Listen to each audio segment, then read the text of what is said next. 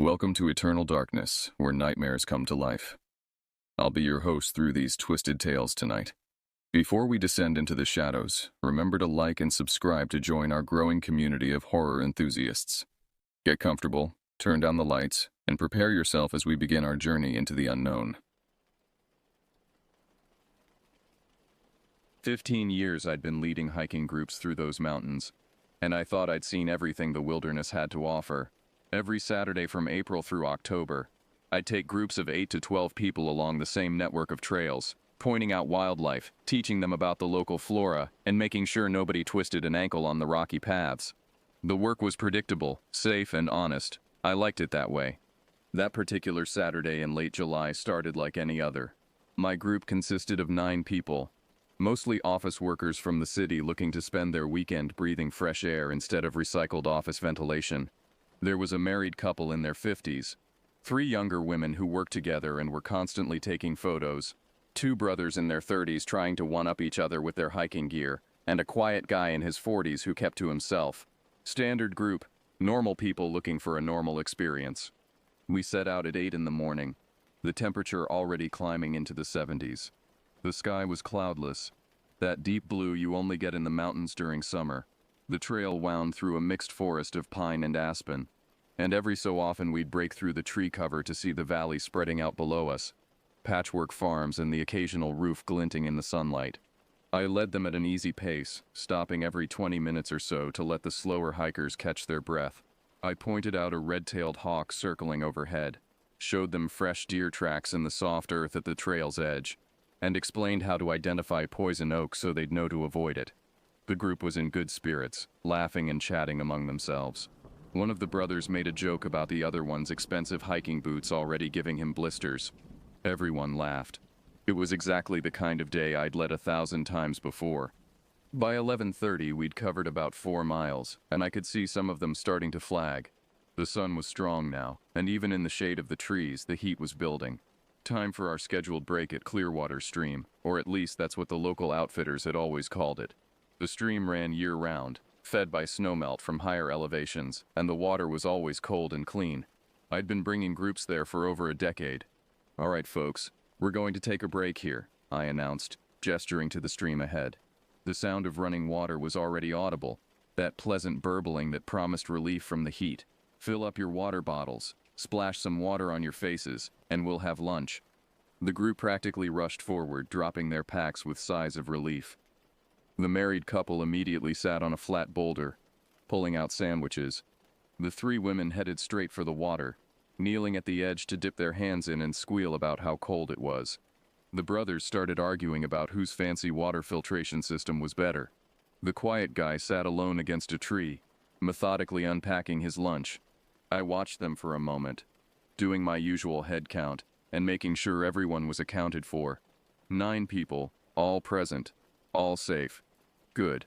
I pulled out my own water bottle and took a long drink, then grabbed an energy bar from my pack. The younger brother with the expensive boots called over to me. "Hey, is this water safe to drink straight, or should I use my filter?" It was a reasonable question. People worry about Jare bacteria, all sorts of things that can make you sick. In 15 years, I'd never had anyone get sick from Clearwater Stream, but I always checked upstream before letting anyone drink from it. Just protocol. Basic safety. "Let me take a look upstream," I told him. "Give me 5 minutes and I'll let you know." "Thanks, man. I don't want to lug this filter around if I don't need to. But I also don't want to spend the rest of the weekend in the bathroom, you know?" I smiled. Smart thinking. Be right back. I left them there in their little clusters, eating and resting and enjoying the shade. The sound of their voices faded as I walked upstream, following the bank. The stream here was maybe 8 feet across, shallow enough that you could see the smooth stones on the bottom through the clear water. Fish darted in and out of the shadows. Everything looked normal. I walked slowly, scanning the water and banks. Usually I'd find nothing more interesting than some leaves that had fallen in, maybe a branch. Once I'd found a plastic water bottle some careless hiker had dropped. I'd packed it out, of course. The worst thing I'd ever found was a dead squirrel that had probably fallen from a tree, and even that was on the bank, not in the water itself. 50 yards upstream. That was my usual checkpoint. far enough to see if anything was contaminating the water before it reached the group. The smell hit me first. I was maybe 40 yards upstream when the breeze shifted, carrying something rancid and organic toward me. Death has a specific smell. Anyone who's spent enough time in the woods knows it. Sweet and rotting and wrong. I stopped walking, suddenly alert. My eyes scanned the stream ahead, looking for the source. At first, I didn't see it. The sunlight was dappling through the trees, creating patterns of light and shadow on the water. But then something resolved in my vision. Something that didn't belong. Something sitting in the middle of the stream, water flowing around it. I walked closer, my boots crunching on the rocky bank. The smell got stronger. Flies buzzed in the air, thick and persistent. It was a deer's head. Not a skull, bleached white and clean. A head with flesh still on it, rotting in the summer heat. The water flowing around it was probably carrying God knows what downstream toward where my group sat eating their lunch. I stopped about 10 feet away, my stomach churning. I've seen plenty of dead animals in the wilderness. It's part of nature, part of the cycle of life and death. I've come across deer killed by mountain lions, elk that had died in the winter and been scavenged by bears and coyotes. But this was different. The head was sitting upright in the shallow water, wedged between two rocks so it wouldn't wash downstream. That was the first thing that struck me as wrong. It hadn't just washed up there naturally. Someone had placed it. The second thing was the cut. The neck had been severed cleanly, not torn by predators, not ripped apart by scavengers. Cut. The edge was smooth, surgical almost, like someone had used an extremely sharp blade and knew exactly what they were doing. I could see the cross-section of the vertebrae, pale bone against dark flesh. The deer's eyes were clouded over, filmy and white. Its mouth hung open slightly. Flies crawled over the face, in and out of the nostrils. The fur was matted and slick. Maggots writhed in the exposed flesh at the neck. The antlers, it was a young buck, judging by the size, were still intact, 6 points, maybe 2 or 3 years old. How long had it been here? A day? 2? Long enough to rot in the summer heat. Long enough to contaminate the water. I stood there, my mind racing through possibilities. A hunter? But why would any hunter cut off a deer's head and leave it in a stream? Hunters take trophy heads, sure, but they preserve them, mount them. They don't just discard them in the water to rot. And the cut was too clean, too precise. This wasn't field dressing gone wrong. Teenagers messing around? Maybe some kids had found a roadkill deer and thought it would be funny to leave the head where hikers would find it. But we were 4 miles from the nearest road. That's a long way to carry a rotting deer head just for a prank. And again, that cut. That wasn't something kids with a pocket knife could do. Someone with experience. Someone who knew what they were doing. Someone who had access to the right tools and knew how to use them. Someone who had deliberately placed this here, in this stream, where people came regularly. A warning? But a warning of what? And to whom? I looked around, scanning the forest. The trees pressed in close on both sides of the stream. Anyone could be watching from the shadows. The birds had gone quiet. I hadn't noticed until that moment, but the cheerful chirping from earlier had stopped. The only sounds were the water and the buzzing of flies. My skin was crawling. Not from fear exactly, but from the profound wrongness of what I was looking at. This was deliberate. This was someone sending a message. I just didn't know what the message was or who it was meant for. And I couldn't tell my group the truth. I had 9 people sitting 50 yards downstream, drinking water, eating lunch, completely unaware. If I told them what I'd found, if I explained that someone had butchered a deer and left its head to rot in the water they'd been about to drink from, they would panic. Some of them would want to leave immediately. Others might insist we call the police, which would mean waiting here for hours while authorities came out to investigate. And what if whoever did this was still around? What if they were watching us right now? My job was to keep these people safe. That was my first priority. My only priority. Getting them out of here calmly and quickly. I walked back downstream, forcing my expression into something neutral and calm. Years of experience guiding groups had taught me how to mask my emotions, how to project confidence even when I was uncertain. The group looked up as I approached, their faces relaxed and content. "All right, folks. I need you to pack up your things," I said, keeping my tone even and authoritative. "We're going to head back to headquarters." The married couple looked confused. Already, we just got here. Yeah, I know, and I'm sorry about that. But I've spotted signs of bear activity upstream. I gestured vaguely in the direction I'd come from. Fresh tracks, some disturbed ground. And this time of year, late July, it's breeding season. The males get aggressive and unpredictable. It's not safe to be in this area right now. That got their attention. The three women stood up immediately, looking around nervously. One of them asked, "How close is it?" "Hard to say," I replied, which was true enough in a sideways kind of way. Could be a mile away, could be closer. Point is, I don't want to take any chances. We're going to pack up calmly and efficiently, and we'll head back the way we came. Stay together. No wandering off, and we'll be fine. Bears don't typically attack groups. The brothers started shoving their gear back into their packs with urgent movements. The quiet guy had already stood up, his lunch half-eaten, his face expressionless. The married couple looked disappointed, but began gathering their things. "What about our water?" the younger brother asked. "We still need to fill up." "Use what you have," I told him. "There's water back at headquarters, and the hike back is only a couple hours. You'll be fine." As they packed, I did another scan of the forest around us. Nothing moved in the shadows. No sounds except the stream and the rustle of my group getting ready to leave. If someone was out there watching, they were good at staying hidden. Within 5 minutes, everyone was packed and ready. I did a final head count, 9 people, all present, and then started leading them back down the trail. I set a pace that was faster than our leisurely hike out, but not so fast that it would alarm them further. Just quick enough to suggest I was taking the bear threat seriously. As we walked, I kept up a steady stream of chatter, pointing out plants and birds, making small jokes, anything to keep them distracted and calm. The three women were tense at first, jumping at every sound, but gradually they relaxed. The brothers went back to their good-natured bickering. The married couple walked hand in hand, occasionally asking questions about the local wildlife. The hike back felt longer than it should have. Every bend in the trail, I half expected to see something. Another sign, another message, another violation. But there was nothing. Just trees and rocks and the normal sounds of the forest gradually coming back. Birds started singing again. A squirrel chattered at us from a branch. Everything seemed normal. But I couldn't shake the image of that deer's head from my mind. The clean cut. The deliberate placement. The wrongness of it. Someone had done that. Someone had taken the time and effort to butcher that animal, carry its head 4 miles into the wilderness, and place it in a stream where people regularly stop to rest. Why? We reached the trailhead parking lot at 2 in the afternoon. The group was tired but in good spirits, already laughing about how they'd have a story to tell about the bear that almost got them. I helped them load their gear into their cars, accepted their thanks, and watched them drive away. Then I went into the headquarters building and found my boss, a man named Gordon, who'd been running this outfitting business for 30 years.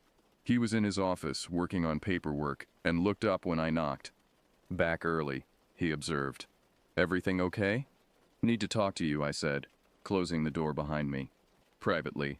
His expression shifted immediately to concern. "What happened?" I told him everything.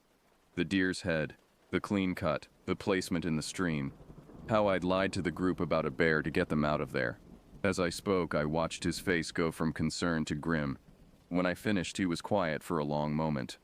Then he said, "You did the right thing. Getting them out of there safely was the priority." "I know. But Gordon, someone did that on purpose. Someone who knew that stream, knew we bring groups there, and they had the tools and knowledge to do a clean butchering job.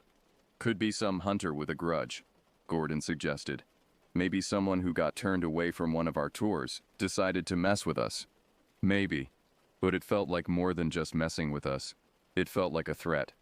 Gordon leaned back in his chair, thinking, "Do we call the police? And tell them what? There's a rotting deer head 4 miles up the trail? They'll think we're wasting their time, and even if they take it seriously, what can they do? Whoever did it is long gone. So what do you want to do?" I thought about it. "I want to go back up there tomorrow, early, take some photos, document what's there, and I want to avoid that section of trail for a while. Tell the other guides to use the eastern route instead, at least until we know what we're dealing with." Gordon nodded slowly. "All right, but you don't go alone. Take someone with you." And if you see anything else weird, anything at all, we call it in. I went home that evening, but I couldn't settle. My small cabin on the edge of town felt too quiet, too isolated. I kept thinking about that deer's head, sitting in the stream, water flowing around it. Kept thinking about the clean cut, the precision of it. I made dinner but barely ate. Tried to watch television but couldn't focus. Finally, I pulled out my laptop and started researching. Animal mutilations, hunting practices, ritual killings. The internet was full of theories and speculation, most of it nonsense. But buried in the noise, I found some things that made my skin crawl. There were reports from other areas, other states of similar incidents. Not common, but not unheard of either. Animals butchered with unusual precision and left in places where people would find them. Sometimes in streams or rivers, sometimes on trails, sometimes right near campsites. In most cases, the authorities never caught whoever was responsible. The incidents would happen a few times, then stop, then maybe start up again months or years later. Some people thought it was hunters showing off their skills. Others suggested it was people with psychological problems working out their issues on animals. A few even suggested organized groups, though that seemed far-fetched to me. What struck me most was that in several of the cases, the incidents had escalated, started with small animals, rabbits, squirrels, then moved to larger ones, deer, dogs. And in one case in the Pacific Northwest 5 years ago, a hiker had disappeared. They'd found her backpack by a stream 3 days later, but never found her body. That case was still unsolved. I closed the laptop, my hands shaking slightly. I was probably being paranoid. One deer head didn't mean there was some kind of serial killer operating in these mountains. It was most likely just some disturbed individual who'd done something grotesque and would never be seen again. But probably wasn't the same as certainly. And my job was to keep people safe. I tried to get some rest, lying in bed with all the lights in the cabin turned off. But my mind wouldn't stop racing.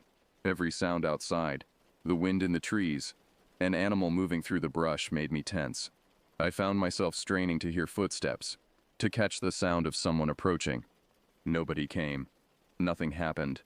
But I barely slept, and when I finally did drift off near dawn, my dreams were filled with images of sharp blades and blank staring eyes.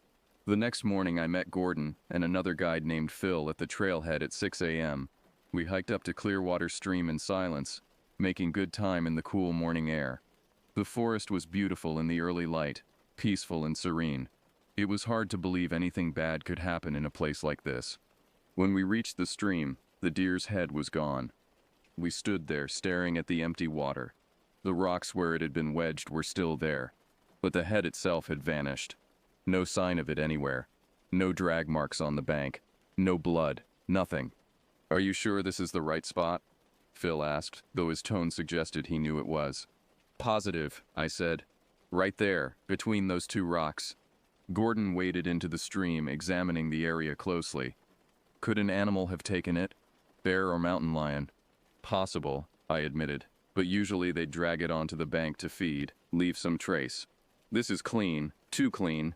We searched the area for half an hour, looking for any sign of what had happened. We found nothing.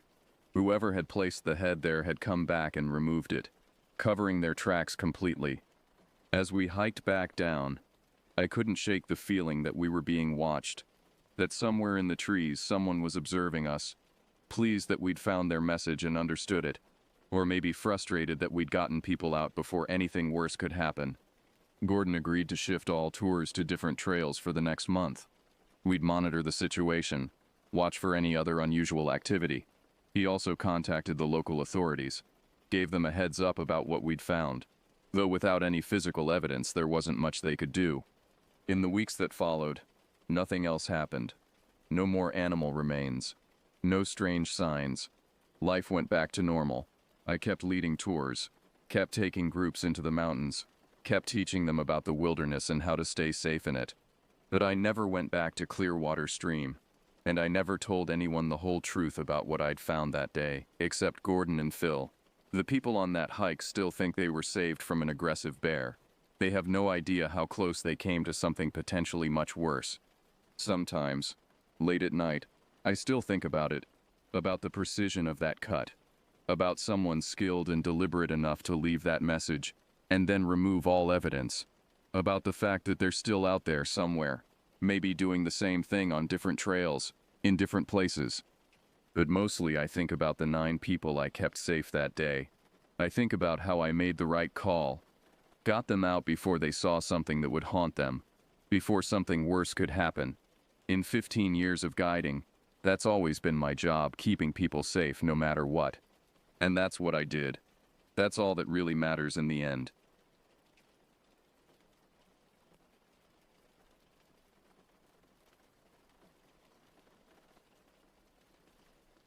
I took the graveyard shift at the Speedway on US 64 in Shiprock because rent doesn't negotiate, and my landlord doesn't accept excuses. It was late November 2022, 3 weeks before Thanksgiving, and I was 26 years old with a degree in business management that hadn't opened a single door. The wind that night had teeth, the kind that pushes fine red dust across the parking lot in horizontal sheets and makes the thin corrugated metal around the car wash bay sound like someone shaking a giant piece of tin.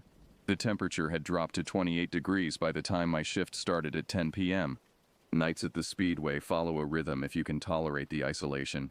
Keep the coffee fresh every 2 hours, rotate the items in the hot case so nothing sits past the health code window, face the shelves so labels point forward, complete 2 safe drops before the armored truck arrives at 6 a.m., and mop the tile floors before 4 so they're dry when the morning shift arrives. My manager, a tired man in his 50s named Glenn, slept at home in Farmington, unless the register jammed or the cooler compressor died. He trusted me with the keys because I showed up on time and didn't steal. My only company that night was a high school senior named Evan, 17 years old, who mopped floors 3 nights a week for gas money and college applications. He was a quiet kid, kept his earbuds in when he worked, never complained. The other regular presence was a black and tan stray dog, some kind of shepherd mix, that survived off whatever it could drag from our dumpster corral behind the building. We didn't feed it directly. Glenn had rules about encouraging animals, but we didn't chase it away either. If you've worked overnight shifts in places like this, you understand how the building settles into patterns. The smell of burnt coffee that never quite leaves the air, the steady hum from the walk-in beer cooler that becomes white noise after the first hour. Long stretches where the highway might as well be abandoned, where you can stand at the front window and watch the white lines disappear into darkness and not see headlights for 30 minutes straight. By 2 a.m., the fuel pumps had been silent for over an hour. The road was empty. The last customer had been a woman in a sedan around 12:40, buying energy drinks and asking for bathroom keys. After that, nothing. I was behind the counter counting bills for the first safe drop, my hands moving through the routine of sorting 20s from 10s, when the door chime sounded. It's a simple pressure sensor built into the hinge, a metal pad that compresses when the door swings open, completing a circuit that triggers a 2-tone electronic chime. There's no other way for that sound to play. Wade has to physically push the door. I looked up from the cash expecting to see a windblown traveler, or someone from one of the tribal housing areas coming in for cigarettes or lottery tickets.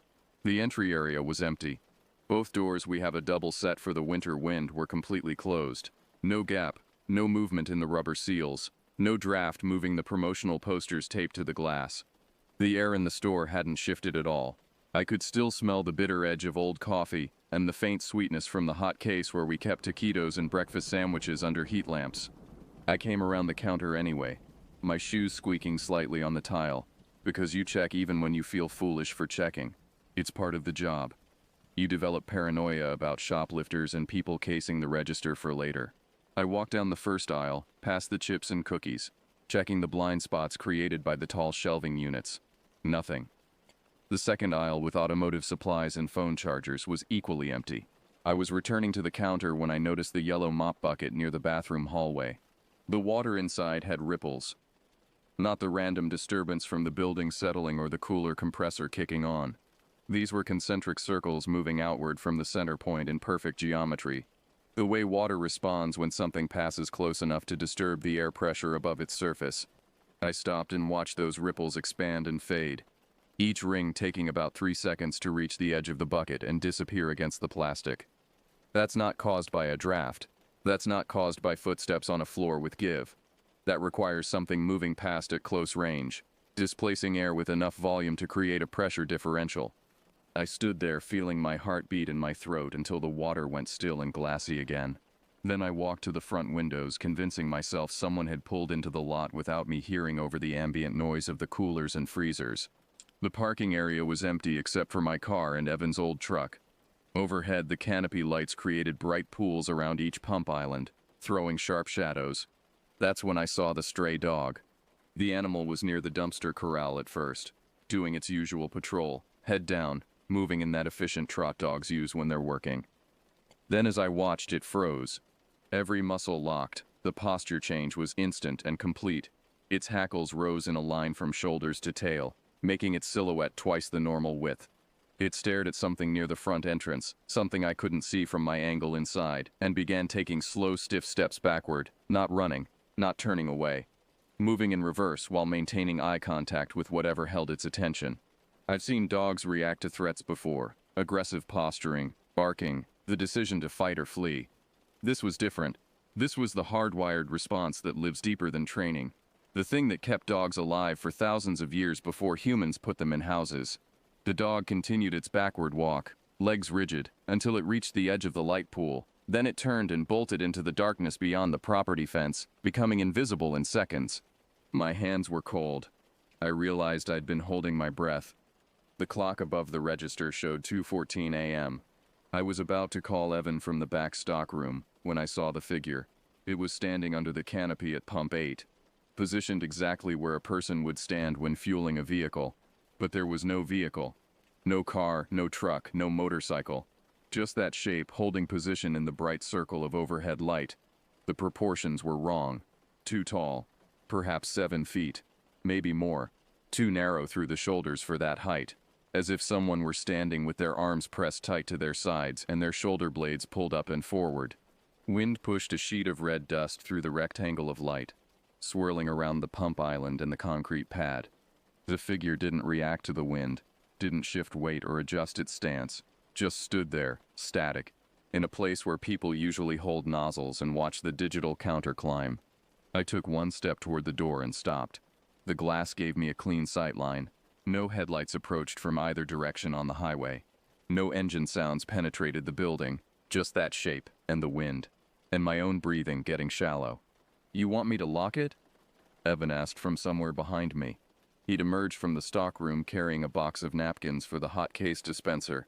He meant the interior deadbolt on the right-hand door, a secondary lock we sometimes engaged when someone lingered too long outside or acted erratically.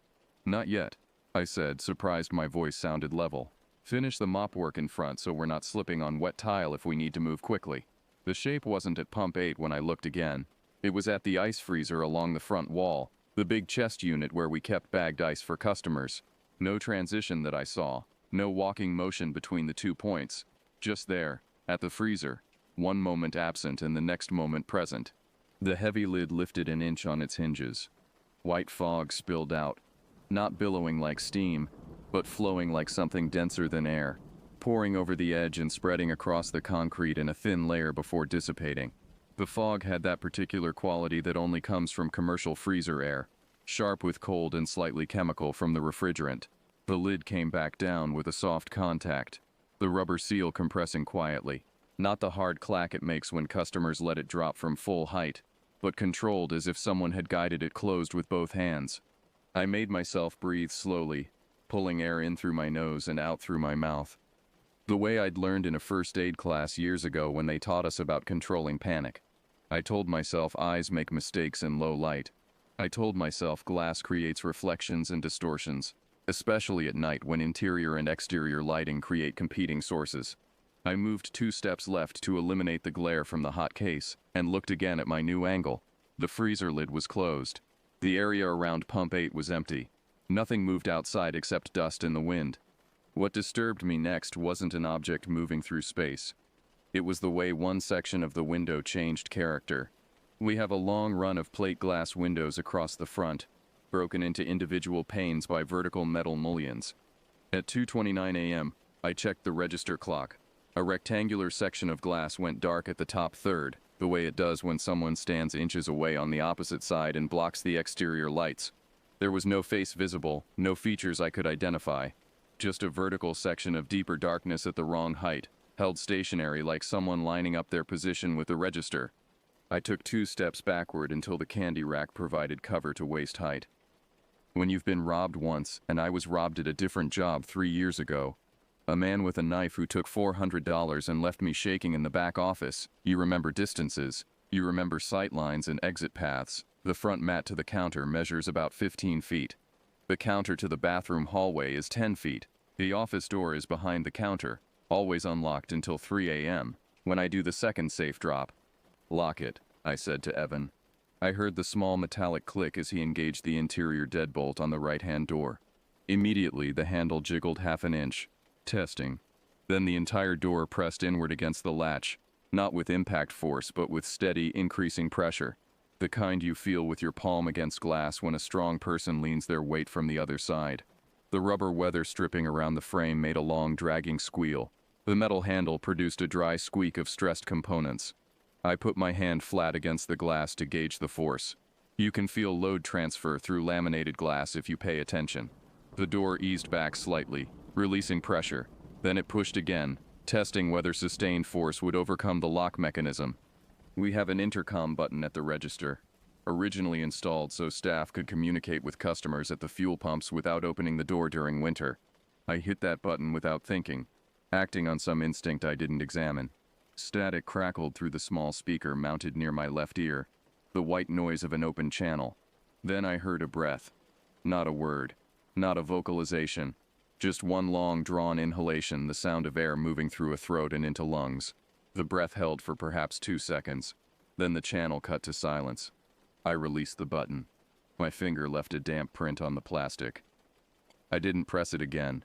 I had no desire to invite further communication, no desire to establish dialogue with whatever stood on the other side of that glass. I called to Evan, keeping my voice low but clear, and told him to bring the mop bucket behind the counter while I checked the back door.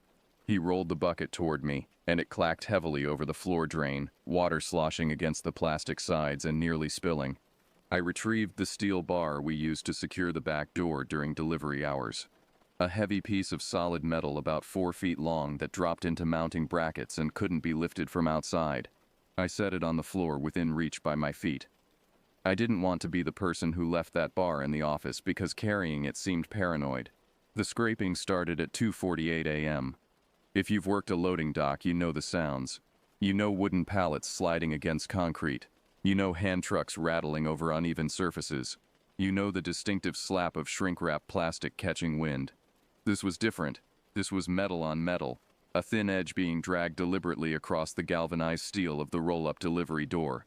Slow and regular, like someone working a hook or blade along the corrugations, tracing each horizontal ridge from left to right. Then the pattern changed to vertical. A hand-over-hand rhythm moving up the door, the sound of weight settling on each corrugated rib. If you've heard someone climb a rolling door, usually kids messing around, sometimes copper thieves checking for access, you recognize that specific noise. The dock light above the door, a sodium vapor fixture controlled by a photocell, dimmed to half intensity when whatever was climbing reached that elevation. Not flickering, not going out, just dropping to partial output, as if something large had positioned itself between the bulb and the sensor. The light returned to full brightness when the weight moved. The photocell clicked audibly. The weight climbed higher. The light dropped again. The pattern repeated. Up, down, not fast, not frantic, taking time. I slid the steel bar into the mounting brackets on the back door and pushed until the ends bit firmly into the frame slots. We weren't going out that way. The plan crystallized in my head. Hold the front, maintain sightlines to all entry points, make noise if it tried the glass, and wait for sunrise. I killed half the interior lights to reduce reflections on the glass and improve my ability to see outside. I left the hot case illuminated and the register lights on so we could see our hands in the cash drawer if needed. When I returned to the front counter, there was a mark on the outside of the walk-in beer cooler door. The cooler entrance is glass-fronted like most modern convenience store installations, allowing customers to grab beer without staff assistance. The smear was high on the glass, higher than I could reach without standing on something. It looked like someone had dragged an oily palm across the surface, leaving a streak of residue that thinned toward the trailing edge. The smear caught the light from the interior cooler fixtures, showing texture, whorls and friction ridges that suggested a handprint, but elongated, stretched as if the hand had been larger than normal or moving while pressed against the glass. "Do we call the police?" Evan asked. He'd set the mop handle down so he could keep both hands on the counter edge. His knuckles were white. "If I call dispatch and report someone outside but I can't describe a face, can't describe a vehicle, can't provide a concrete threat, they'll tell us to lock up and wait," I said. "If it tries to force entry, I call. Until then, we watch." Evan nodded. We stood like that for what felt like much longer than the clock indicated. The windows were clean enough to provide clear views of the entire parking area. The tall shape moved along the glass panes in sequence. It would position itself at one window section until the dark vertical strip it created aligned with the metal mullions, then slide laterally to the next section. There was nothing theatrical in the movement. No banging on the glass to create fear. No breathing that fogged the surface. Just a body blocking light in places a body shouldn't be, moving with the patience of something that had all night to work. The stray dog had solved part of the puzzle for me earlier, I realized. I saw a flicker of movement in the car wash bay to the right side of the building. The dog had forced itself into the far inside corner where cinder block met cinder block, nose jammed into the seam at the joint, body compressed into the smallest possible profile. I called softly to it, a clicking sound I'd used before when leaving food. The dog didn't respond, didn't rotate an ear toward my voice, didn't adjust its position. It held that corner with complete fixation, as if the 90-degree angle of the walls represented the only geometry left in the world that made sense. That's how animals respond when the mathematics of their environment have stopped adding up correctly. At 3:30 a.m., the figure was standing in the mouth of the car wash bay. It filled the opening, the way a person would fill a doorframe if that person were far too tall for standard construction. Then it bent. Not a casual tilt of the head, not a slouching of shoulders. It folded at the waist until whatever served as its head aligned exactly with my eye level behind the register. There was approximately 40 feet of glass and concrete and open air between us, but it had calculated the geometry precisely. I could feel that precision in my chest, like recognizing a mathematical proof. It was showing me that it understood sight lines, that it understood me. The figure held that bent position for a duration that made my forearms tingle with the sensation you get when blood flow is restricted. Evan spoke quietly beside me. "Don't move." He didn't elaborate, didn't ask questions, just those two words delivered with the certainty of instinct. I picked up the steel bar from the floor, gripped it with both hands, raised it chest high, and brought it down hard onto the cast iron drain grate set into the tile floor along the counterfront. The sound was massive, metal on metal, a ringing collision that carried into every aisle, penetrated the stockroom, probably reached the highway. I did it again, 3 times total, each impact deliberate and loud, announcing presence, announcing the capacity for violence. The shape didn't startle, didn't flinch or recoil.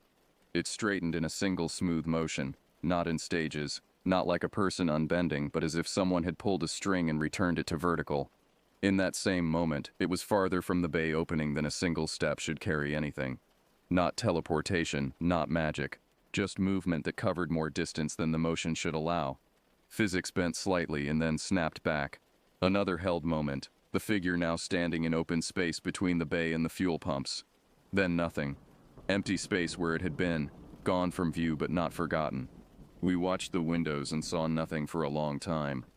We didn't investigate, didn't open doors to search. We stayed positioned where we could lock ourselves in the office if the front glass failed, and reach the back hallway if the front entry became blocked. Every 8 to 10 minutes, the right-hand door took a small pull from outside. The same testing pressure on the deadbolt, hands finding the mechanism through the glass, checking for play in the hardware. The handle squeaked. The seal around the frame made that long, dragging protest again. Then it stopped. Minutes of silence. Then the test repeated. Same force, same duration, same patient methodology. Not increasing, not trying to break through, just checking, over and over, whether the door had weakened. At 5:47 a.m., the sky began to lighten at the far eastern end of the highway, the darkness turning to dark blue. At 6:02, a diesel engine rattled onto the property. A sound so normal I almost didn't believe it. A man in an old pickup climbed out carrying a thermos, moving stiffly in the cold. He was perhaps 60 years old, wearing work coveralls and a knit cap. I watched something I hadn't expected to witness, how the parking lot wrapped itself around a normal person, when someone moves the way a human should move. When their proportions match expectation and their gait follows normal biomechanics, the environment returns to the shapes you know. Angles become familiar again. Distances make sense. He paid for coffee with exact change. Told me the wind had dried his eyes out something terrible and left. His truck pulled back onto the highway and disappeared toward Farmington. The dog was no longer in the car wash bay. I walked carefully to where I could see that back corner, moving slowly in case it was still there, and frightened. Nothing. I tried a soft call, the same clicking sound. No response, no movement anywhere in the bay. Glenn pulled into the lot at 7:12 a.m., parking his sedan in his usual spot. He looked exhausted, the way he always looks during the last week of any month when inventory and scheduling overlap. I told him everything while he walked the perimeter of the building, checking locks and examining the areas I'd described. He crouched at the back delivery door and put his index finger along two long scratches cut into the paint below the latch. The lines were parallel, separated by about 3 inches, running horizontal for perhaps 8 inches each. They were clean and deliberate, not the random scraping of wind-blown debris. He stood and examined the area higher up on the metal door. About a foot above my maximum reach, even if I stretched on my toes, a greasy smear had dried on the surface. It wasn't a fingerprint you could read like forensic evidence. It was a stretched hand shape suggesting something larger than normal. Someone taller than the customers we served between midnight and dawn. Glenn didn't laugh. Didn't tell me I was seeing things or suggest I'd been awake too long. He's not that kind of man. Next time, he said, call Navajo Police Department. Tell them you think it's a skinwalker. They'll know what to do. He said it the same way he'd discuss a gas leak or livestock on the highway, matter-of-fact, procedural, part of the job. He told me I could transfer to day shifts if I wanted them. I said yes before he finished the sentence. I came back that afternoon for my next shift, my last night shift, though I didn't know it yet. I called for the dog twice, standing outside near the dumpster corral where it used to patrol. I left an old hot dog from the roller grill on the step near the back door and checked it at closing. It had shriveled in the dry air. No one had eaten it. There are parts of that night I replay while counting change in daylight hours, when the store is full of normal people buying normal things. The door pushing back with furniture moving pressure. The climb on the corrugated metal, weight settling on each rib like slow pull-ups. The way the dock light dimmed at a specific height and returned when the weight descended. But the thing I think about most is the bend in the car wash bay. I work around human bodies every day. I know how joints hinge, how spines flex, how people move through space. Whatever that was folded itself to match my eye level like it was solving an engineering problem, meeting a specification. It did it without hurry, without threat display, without any visible effort. I didn't tell my parents, didn't tell my girlfriend, didn't tell friends I'd grown up with. I don't like the look people give you after stories like this, the careful neutrality that means they think you're lying or crazy. I wrote this account to establish a clear line between what I might have imagined and what physically happened. That line is simple and clean. Wind pushed dust across the lot. The door chime activated with no one in the doorway. The mop bucket rippled like something displaced the air. The stray dog responded the way animals respond when the environment stops making sense. Something tall stood where only vehicles should be, and tested our door with the systematic patience of someone who understood hardware. I made noise with the only defensive tool I had, and it was sufficient to carry me to sunrise. That's all I have. That, and 2 parallel scratches below a latch, and a smear higher than I can reach, and the memory of something bending itself to meet my eyes across 40 feet of concrete. I took the day shift. The dog never came back. That's the complete and accurate account of November 17th, 2022, at the Speedway on US 64 in Shiprock, New Mexico. I was 26 years old. I was sober. I was afraid, and I'm glad I never have to work that shift again.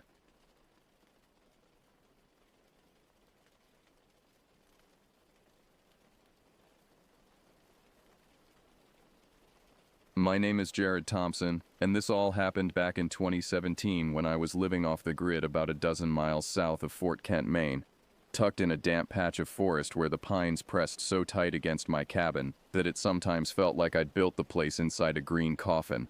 But I liked it that way. No neighbors, no traffic, just me and some squirrels with questionable moral fiber. I'd come out here to escape the debts and the dull ache of a desk job I'd held in a cramped office outside Boston, where I'd once thought my biggest challenge in life would be learning how to like decaf. But I wasn't bitter. In fact, I was proud of what I'd done. I'd quit that job, taken my savings, and hauled a truckload of cheap lumber to carve out my own little home on a plot I'd bought on a whim. At 38, I wanted simplicity. The world delivered something else entirely. It was early September. The mosquitoes had thinned out, and the ground still held a bit of summer warmth. I remember sitting outside with my coffee, instant, tasted like dirt, but it was warm, and watching the sunrise through a gap in the branches. I'd fixed a loose board in my roof the day before, so I felt confident my shack wouldn't turn into a pool once the fall rains hit. I tried to keep a routine. Up early, gather kindling, boil water, check traps for rabbits. The quiet, that's what I loved. But that morning I saw something that set the tone for all that followed.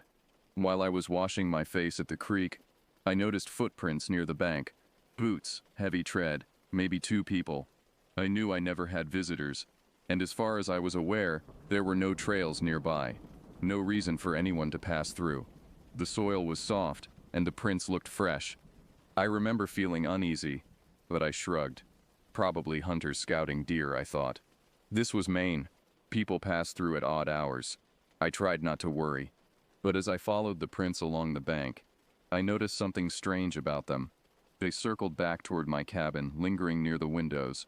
One set stood in place for a long time, just outside my bedroom window. The mud packed down from someone standing there, watching. How long had they been there? While I slept. I hurried back to my cabin, my shirt still dripping creek water, and checked the locks on my windows. Most were just simple latches. I'd never worried about security out here. I grabbed my hunting knife and checked every corner of my small home, even looking under my cot. Nothing disturbed. Over the next few days, though, the unease settled in deeper. I found a cigarette butt behind my woodshed. I don't smoke. A small branch snapped near my cabin's back window one night, right after I doused the lantern. I sat there, heart pumping, holding a hatchet, squinting in the dark. Nothing. Then I discovered a torn scrap of fabric caught on a nail by my doorframe. Gray cloth, thick cotton, like from a heavy shirt. I hadn't torn anything. It felt like someone was watching me, maybe testing me. I made jokes to myself to stay calm. Guess I got secret admirers, I said under my breath. Next time bring pie. But the truth was, I didn't like it. One night I woke to the sound of breathing outside my window. Not animal breathing, human, slow and deliberate. I lay frozen in my bed, afraid to move. The breathing continued for what felt like hours. Then footsteps slowly circled my cabin before fading into the trees. I began sleeping with my rifle by my side. On the 5th day, I hiked farther upstream to check if my old neighbor Randy, neighbor meaning a guy who lived 3 miles away, had seen anyone. Randy was a wiry man in his late 50s who'd lost 2 toes to frostbite one winter. He prided himself on spotting anything that moved. The forest felt different that day. The birds were quiet. The air hung heavy with moisture, yet nothing moved in the underbrush. As I approached Randy's cabin, I called out his name. No answer. The front door stood slightly ajar, which wasn't like Randy. He was cautious by nature, always talking about keeping the forest critters out of his supplies. I didn't find him at home, but I found something else behind his cabin. Randy himself sprawled in a patch of ferns, his throat open, blood dried into a black crust on the moss. I fell backward so hard I nearly crushed my tailbone. I didn't touch him. I didn't have to. He was stiff, gone for at least a day. Flies buzzed around his face. Randy had no enemies I knew of. He mostly sold small carvings and gathered wild mushrooms to trade at a distant market. I felt my chest tighten. Someone had done this, and whoever it was might be watching me right now. I remember whispering, "Jesus, Randy," as if the poor guy might answer. Then I looked around and saw another body, maybe 20 feet away. A younger man I didn't know, wearing a faded green jacket and jeans, also dead. It looked like he'd been beaten. His skull had a dent, and he was curled on his side, mouth open, eyes frozen, as if his final thought had been disbelief. 2 dead men. No signs of a struggle besides the scattered leaves. I heard a branch crack in the distance and froze. My hands shook. I ducked low and backed away, trying not to rustle the ferns. Whatever had happened here, I didn't want to be next. As I crept away, I noticed details I wished I hadn't. Randy's fingernails were broken and caked with blood. He'd fought back. The stranger's boots matched the prints I'd found by my creek. And most disturbing, Randy's cabin had been thoroughly searched, drawers emptied onto the floor, mattress slashed open. They were looking for something. The crack of another branch closer this time sent me into a panicked retreat. I no longer cared about stealth. I crashed through the underbrush, following the rough trail back toward my own cabin. The entire way, I felt eyes on my back. Twice I spun around, certain someone was right behind me, but saw only trees and shadows. I made it to my cabin before dark. I paced inside, swore a dozen times and wished I had a phone. But I had no cell signal out here, and the closest payphone was too far. I lit my kerosene lamp and tried to think. If I hiked back to town, that'd be a full day's trek. I could try in the morning. For now, I had to stay put. I shut my shutters, barred the door with a beam of wood. I had my hunting rifle, an old 30-30 lever action, and a dull revolver inherited from an uncle. The revolver had misfired once, and I never trusted it, but now I cherished it like a friend. Night fell quiet. Too quiet. I sat in a chair, rifle across my lap, listening to my own breathing. I heard distant footsteps, a brief muffled laugh, then silence. Minutes crawled by. My throat felt dry. I decided to move my small table to block the door, just in case. The wind picked up, rattling the loose window pane. I forced myself to eat some crackers, but they tasted like sawdust. Every sound outside made me flinch. An owl's call, the rustle of leaves, the creaking of branches. I kept seeing Randy's open throat, the flies circling his fixed eyes, and I kept thinking, why? What could Randy have had that someone would kill for? As far as I knew, Randy lived as simply as I did. He had no valuables, no secret stash of cash or drugs, just his carvings, his mushroom knowledge, and his quiet life in the woods. Eventually, exhaustion overtook my fear. I dozed off, still clutching my rifle, only to jerk awake at the distant sound of voices. Men talking, far enough away that I couldn't make out words, but close enough to know they were near my property. I extinguished my lamp and peered through a crack in the shutters. Moonlight filtered through the trees, casting long shadows across my clearing. For a moment, I saw nothing. Then, movement caught my eye. Two figures emerged from the tree line, moving with deliberate steps toward my cabin. My heart hammered so hard I thought it might burst from my chest. I woke to footsteps on my porch. I jumped up, heart hammering, and pressed my eye to the small gap in the shutter. Two men stood outside. I couldn't see their faces clearly in the moonlight, but I caught a glimpse of one's profile when he turned to whisper something. They were tall, lean, dressed in layered clothing, dark flannel shirts under cheap windbreakers. One had a thick black beard and a shaved head. The other wore a knit cap and had a mustache so thin it looked like a pencil line. They carried knives and a short axe. The bearded one tapped on my door with the back of his hand. A quiet, taunting knock. I held my breath. He spoke softly. "We know you're in there. Let's not make this messy." His voice had a slight rasp to it. Calm, chilling. They sounded almost casual, as if asking me to share a pot of coffee. I clenched my rifle so hard my knuckles hurt. I made no sound. The mustached one tried the doorknob and gave it a shove. "Come on," he said, voice low. "We're not leaving empty-handed." Empty-handed? I had nothing of value. Just some canned beans, a rifle, a few personal tools. What did they want? The bearded man's tone grew annoyed. "You killed time on that old guy. Why not finish up here?" My stomach dropped. They were killers. They butchered Randy. They didn't care who I was. Maybe they were smugglers crossing from Canada, robbing off-grid folks who couldn't report them. Or maybe just deranged drifters who'd chosen this stretch of woods for their sick games. They circled my cabin. The mustached one tried to pry open a shutter. I moved quietly to that window and shoved my rifle barrel through the narrow gap, not firing, just showing it. He pulled back with a startled grunt and cursed softly. They backed away a few steps. I heard them mutter something about shooting him later, and I realized that if I stayed locked in, I'd be trapped. They could starve me out, set my cabin on fire, force me into the open. I had to act. I remembered my truck parked about 30 yards behind the cabin. It was an old pickup with a half tank of gas. If I could get there and drive toward town, I might escape. but the key was on my table. They were out there, waiting. I needed a distraction. I had a propane lantern and a spare can of fuel under my cot. I hatched a clumsy plan. Toss the can out front, hope it distracts them, then slip out the back window and sprint to the truck. Not brilliant, but I didn't have many options. I moved slowly, careful not to knock anything over. My cabin's back window was small, but I could squeeze through. The two men were talking outside, their voices low. The bearded one said, "We should have killed him when he was at the stream." So they'd been following me. I forced myself not to panic. The floor creaked beneath my foot, and their conversation stopped abruptly. "He's moving around in there," the mustached one said. "Let him," replied the bearded one. "We've got all night." I heard one of them walk around to the back of my cabin right where I'd planned to escape. My mind raced. I needed a new plan. I noticed my kerosene lamp on the table. It was nearly full. I grabbed it, unscrewed the cap, and poured some of the fuel onto a rag. I stuffed the soaked rag into a tin can, leaving a bit hanging out as a wick. I opened the front window a crack, lit the rag with a match, and tossed the makeshift firebomb as far as I could toward the trees opposite my truck.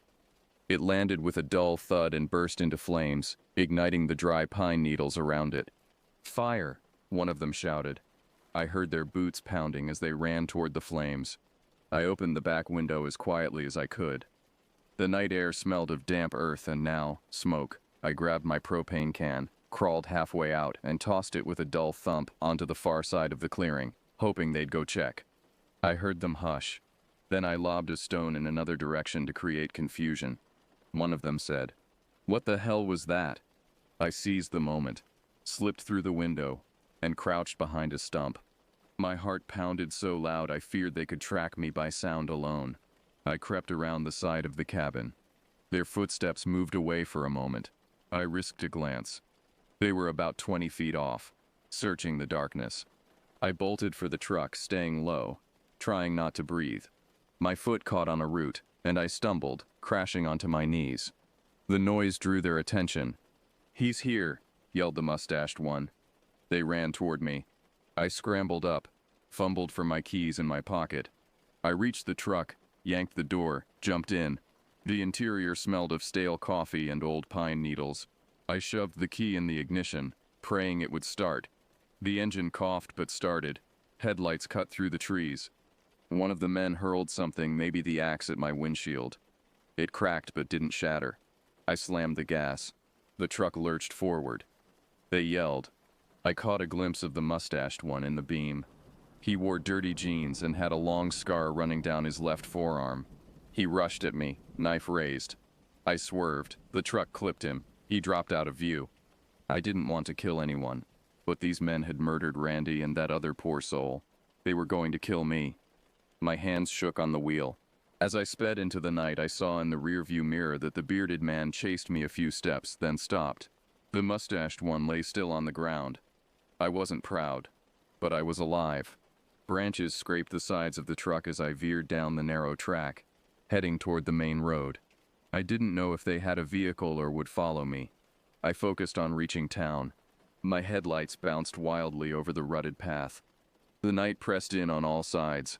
The darkness between the trees absolute. I kept expecting to see the bearded man step into the road, or worse, for the mustached one to somehow appear in my rearview mirror, rising from the truck bed behind me. Every bump and pothole jarred my bones. The cracked windshield created strange patterns from the moonlight, making shadows dance across my dashboard. I gripped the wheel so tight my fingers cramped. After about 15 minutes of driving, the narrow path widened slightly. I was approaching the logging road that would eventually lead to the highway. My breathing slowed a bit. Maybe I'd make it. Then my headlights caught something in the road ahead, a fallen tree blocking the path. It hadn't been there earlier that week when I'd last driven into town for supplies. I slammed on the brakes, the truck skidding to a stop just feet from the massive pine. This was no accident. The cut at the base was fresh, the sawdust still bright on the dark bark. They'd planned this. How many of them were there? I threw the truck into reverse, but as I looked back, my blood froze. There, illuminated in my taillights, stood the bearded man. Somehow he'd gotten ahead of me, Or there was a third man I hadn't seen. He held something in his hand, a pistol, aimed directly at me. I ducked as the window behind me shattered. Glass rained down on my neck and shoulders. I floored the accelerator, the truck lurching backward. The man dove to the side. I spun the wheel, trying to turn around on the narrow road. The truck's tires caught on the soft shoulder, and for a heart-stopping moment I thought I'd get stuck. The engine roared as the wheels spun, then caught. I crashed through the underbrush, no longer following any path, just desperately trying to put distance between myself and the man with the gun. Branches whipped against the truck, scraping paint and denting metal. I had no idea where I was going. The forest floor was uneven, tossing me around the cabin like a rag doll. I could taste blood where I'd bitten my lip. I drove blindly for what felt like hours, but was probably only minutes. Eventually, I broke through onto another narrow trail. Not the main road, but something that might lead there. I slowed, trying to get my bearings, listening for sounds of pursuit. The forest was quiet again, too quiet. No bird calls, no rustling leaves, just the ping of my truck's cooling engine and my own ragged breathing. I checked my fuel gauge. Half a tank still. Enough to reach town if I could find the main road. I shifted into drive and continued forward. More cautiously now. Every shadow made me flinch. Every sound tightened my grip on the wheel. The trail eventually widened, the trees thinning slightly. I recognized where I was. A fire road that ran parallel to the highway, about 3 miles east of where I should have emerged. I'd driven in a wide arc through the forest, but I was heading in the right direction. Dawn was still hours away, but the night seemed less oppressive now. I allowed myself a small breath of relief. Maybe I'd escaped them. Maybe I was safe. Then my headlights caught a glint of metal ahead. A vehicle was parked across the fire road. An old Jeep with mud-splattered sides. 2 men stood beside it. One looked up as my lights hit him. It was the mustached man I thought I'd hit. Alive, his face streaked with dirt and blood, but very much alive. My stomach dropped. How had he gotten here? I'd felt the impact, seen him fall. The other man wasn't the bearded one. This was someone new, shorter and stockier, wearing a hunting vest. I had seconds to decide. I could reverse again, try to find another way out. I could abandon the truck and flee into the woods on foot, or I could do something they wouldn't expect. I slammed the gas pedal to the floor. The truck surged forward, engine screaming. The men's eyes widened. They scrambled to get out of the way. I aimed straight for their Jeep. Metal crunched against metal as my truck slammed into the smaller vehicle, shoving it sideways. Sparks flew from the undercarriage as it scraped across the gravel road. My seatbelt locked, nearly strangling me as I jolted forward. The airbag didn't deploy too old of a model, and my forehead smacked the steering wheel. Stars swam in my vision, but I'd cleared a path. The Jeep now sat at an angle, leaving just enough room for my truck to squeeze past. I gunned the engine again, scraping my passenger side against their vehicle as I pushed through. A shot rang out. My side mirror shattered. Another bullet punched through my tailgate as I accelerated away. By dawn, I pulled onto a paved road and kept driving until I reached a gas station on the outskirts of Fort Kent. I stumbled inside, pale and dusty. I told the clerk there'd been a killing. He stared at me, then reached for the phone. The police arrived in a rush, asked a dozen questions. My truck was a mess. Cracked windshield, bullet holes in the tailgate, passenger side scraped raw and blood. Mine from a cut on my forehead, smeared on the steering wheel. I led them back later that day. We found Randy's body and the other victim's corpse still there. The mustached man I'd clipped was gone, but there was a dark stain in the leaves. The bearded man, too, was nowhere to be found. As we approached my cabin, I half expected to find it burned to the ground, but it stood untouched. Door still barred from the inside. My makeshift firebomb having burned itself out without spreading to the surrounding forest. Inside, nothing was disturbed. It was as if the night before had been a nightmare, except for the open back window and the blood from my scraped knees dotting the floor. The authorities took my statement, collected evidence, and promised to search the woods. I never saw those men again, and I never went back to that cabin. The following week I sold the place cheap and returned to a safer life. The police said they'd keep an eye out. I nodded, knowing the forest was big and secrets were easy to bury. They never found the men. The investigation turned up few leads. The younger victim was identified as a hiker from New Hampshire who'd been reported missing a month earlier. They found the Jeep abandoned 10 miles north, wiped clean of prints. The Border Patrol increased surveillance, suspecting drug runners or human traffickers. I moved back to Boston, took a job I hated, and tried to forget. But some nights, I still wake in a cold sweat, certain I hear footsteps outside my apartment door. I've installed 3 locks and keep a baseball bat by my bed. I never learned what those men were looking for. Maybe Randy had stumbled upon something he shouldn't have. A smuggling route, a stash, a secret. Maybe they were just killers who enjoyed the hunt. The not knowing haunts me more than the memories. Sometimes I think of Randy's quiet smile, and the way he used to whittle tiny owls out of pine scraps. That's what I remember most, standing there among the trees, hoping that the world would make sense again. It never did. I still have nightmares about the bearded man's voice. We should have killed him when he was at the stream. So casual, so certain, like he'd done it 100 times before, like he might do it again. I wonder how many other cabins they've visited, how many other bodies lie undiscovered in those vast silent woods. And sometimes when I hear a branch snap outside my window at night, I wonder if they're still looking for me.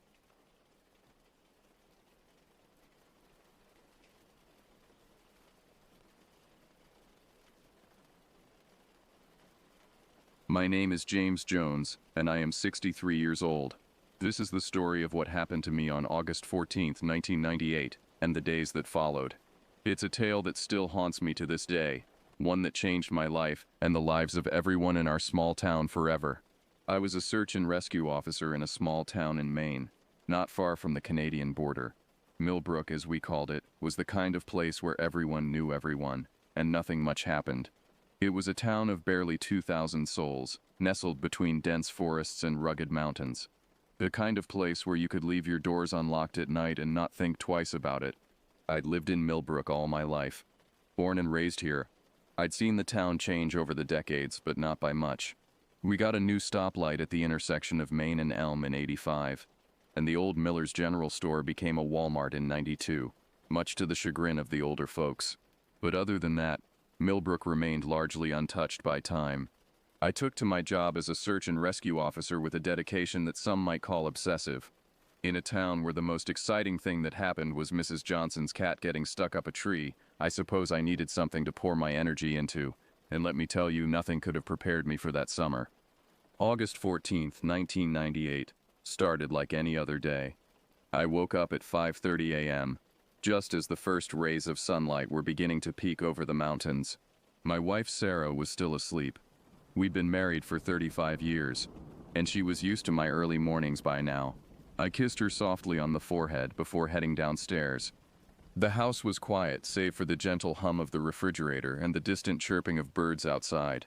I made myself a quick breakfast, 2 eggs over easy and a slice of toast, and washed it down with a cup of strong black coffee. As I ate, I glanced out the kitchen window at the forest that bordered our property. The trees stood tall and dark, their branches swaying gently in the morning breeze. Little did I know that those same trees would soon become the setting for a nightmare. I arrived at the station just before 7 a.m. Our team was small, just me and my buddy Tom, with a couple of volunteers we could call on if needed. Tom was already there, his feet propped up on the desk, a half-eaten donut in one hand and the morning paper in the other. "Morning, James," he said, not looking up from his paper.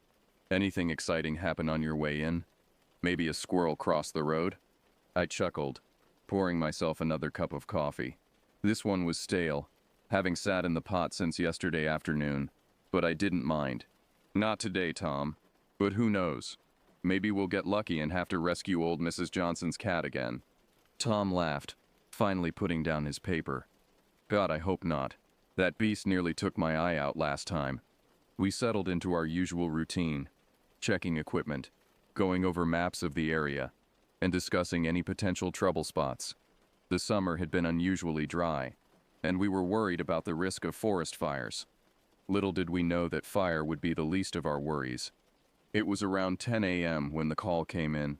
I remember it clearly because I was in the middle of telling Tom about the new fishing lure I'd bought, convinced it was going to help me finally catch that monster trout in Henderson Lake. The phone rang, its shrill tone cutting through our conversation. Tom answered it, his expression quickly changing from bored to concerned. "Slow down, ma'am," he said, reaching for a pen and paper. "What's your name?" "Okay, Mrs. Miller. Now, tell me what happened." I watched as Tom jotted down notes, his brow furrowing deeper with each passing moment. When he hung up, he looked at me with a grim expression. "We've got a missing hiker," he said, pushing the paper towards me. "Claire Miller. Went out for a hike yesterday morning and hasn't returned. Her husband Hank is frantic." I felt a twinge of concern. In all my years as a search and rescue officer, we'd had our fair share of missing hikers. Most of the time, they'd simply gotten turned around, or maybe twisted an ankle and needed help getting back. But something about Tom's expression told me this was different. "Did she leave a trail plan?" I asked, already knowing the answer. Most locals didn't bother with such formalities, believing they knew the area well enough. Tom shook his head. "Nope. Hank says she's done this hike a dozen times. Knows the area like the back of her hand." I sighed, reaching for my gear. "All right, let's head out. We'll meet Hank at the trailhead and get more details." As we drove to the trailhead in our old Jeep Cherokee, I couldn't shake the feeling that something was off. Maybe it was the unusually still air, or the way the shadows seemed to linger beneath the trees. Whatever it was, it set my nerves on edge. We arrived at the Blackwater Trail parking lot about 20 minutes later. Hank Miller was already there, pacing back and forth next to his pickup truck. He was a wiry guy with a thick beard, and he looked like he hadn't slept in days. As soon as we pulled up, Hank rushed over, his eyes wild with worry. "You've got to find her," he said, his voice cracking. "Claire's never been gone this long. Something must have happened." I put a hand on his shoulder, trying to calm him down.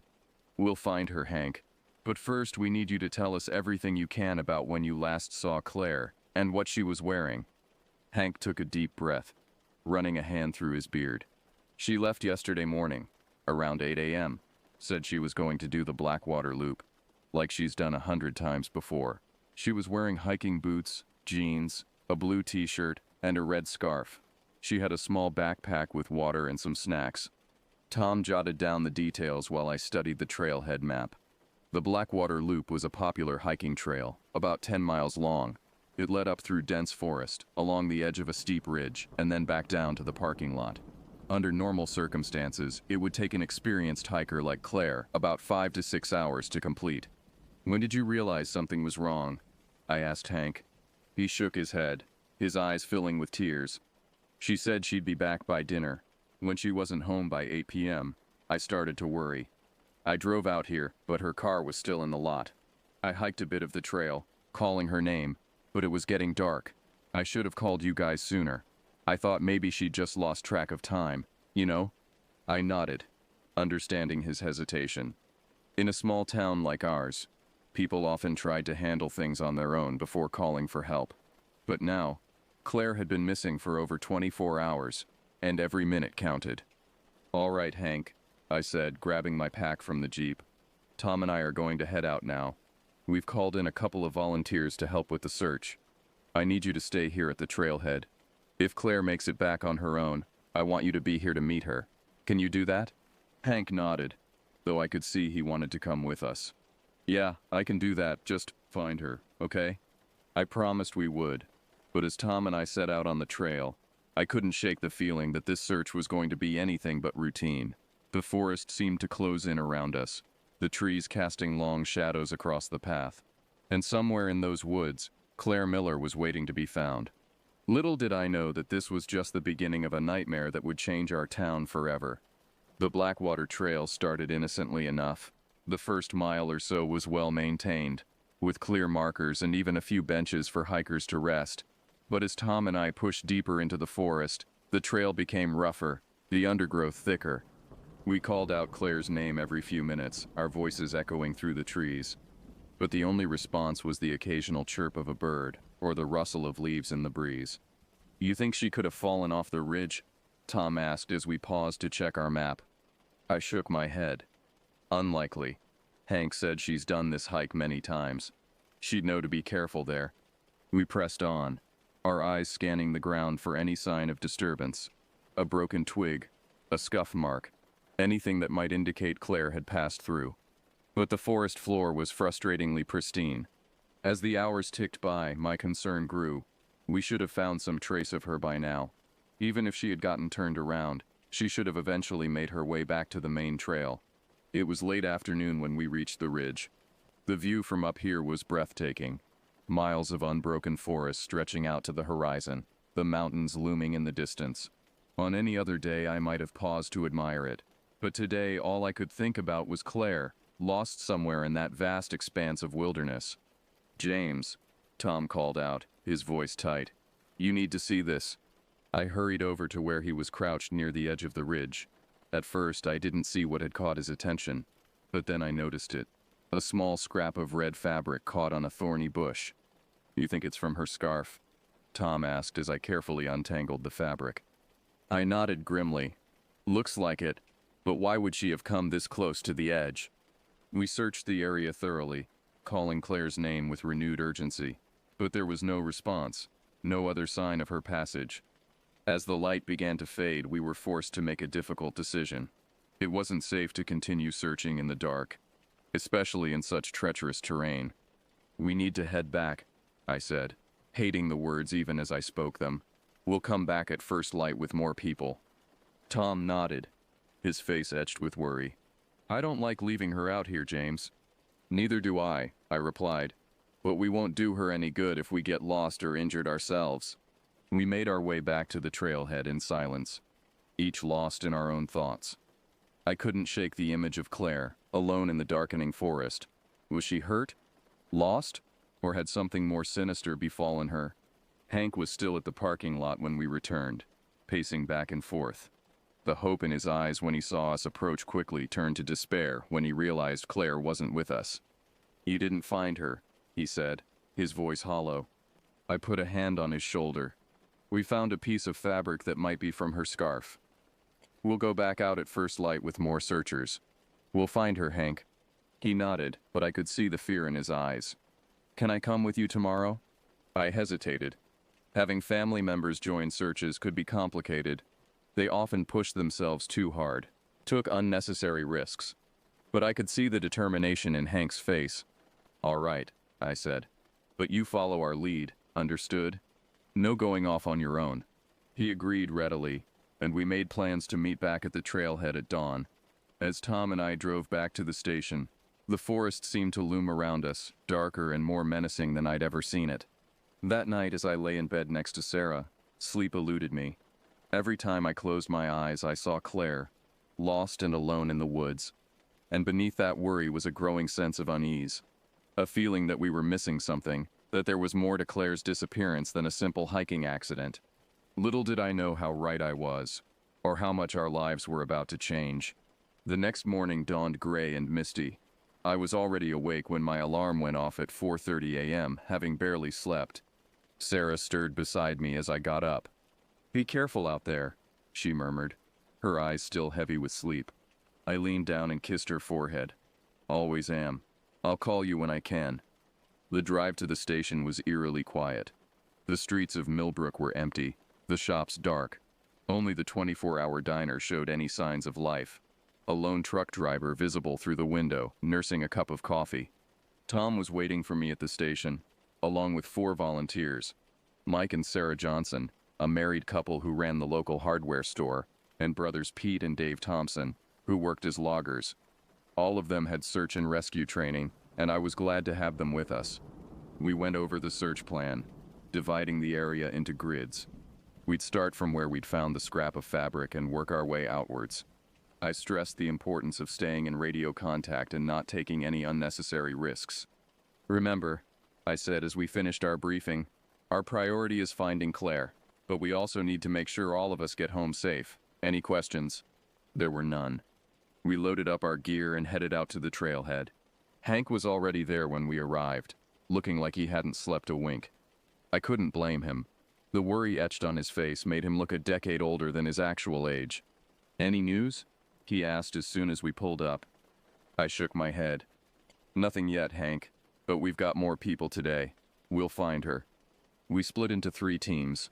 Tom with Mike and Sarah, Pete and Dave together, and Hank with me. As we set off into the misty forest, I couldn't shake the feeling that we were walking into something we didn't understand. The morning passed slowly. We combed through the underbrush, calling Claire's name until our voices were hoarse. But the forest remained stubbornly silent. It was around noon when we stumbled upon something that made my blood run cold. We were about a mile from where we'd found the scarf, in an area of particularly dense undergrowth, when Hank called out, "James, over here!" I pushed through a thicket of brambles to find Hank crouched over something on the ground. As I got closer, I saw what had caught his attention, a small clearing, maybe 10 feet across, where the undergrowth had been flattened. "Could be where she camped," Hank said, hope creeping into his voice. But as I surveyed the scene, I felt a growing sense of unease. This didn't look like any campsite I'd ever seen. There was no sign of a fire, no discarded food wrappers or water bottles, and the way the vegetation was flattened, it looked more like something had thrashed around here. "Hank," I said slowly, "did Claire have a tent with her?" He shook his head. "No, just her day pack. Why?" I didn't answer immediately, my eyes scanning the clearing. That's when I saw it, a glint of metal half hidden under a fallen leaf. I walked over and carefully brushed the leaf aside. It was a small gold locket. Hank let out a choked sound when he saw it.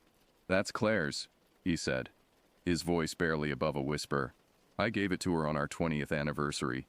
I bagged the locket carefully, my mind racing.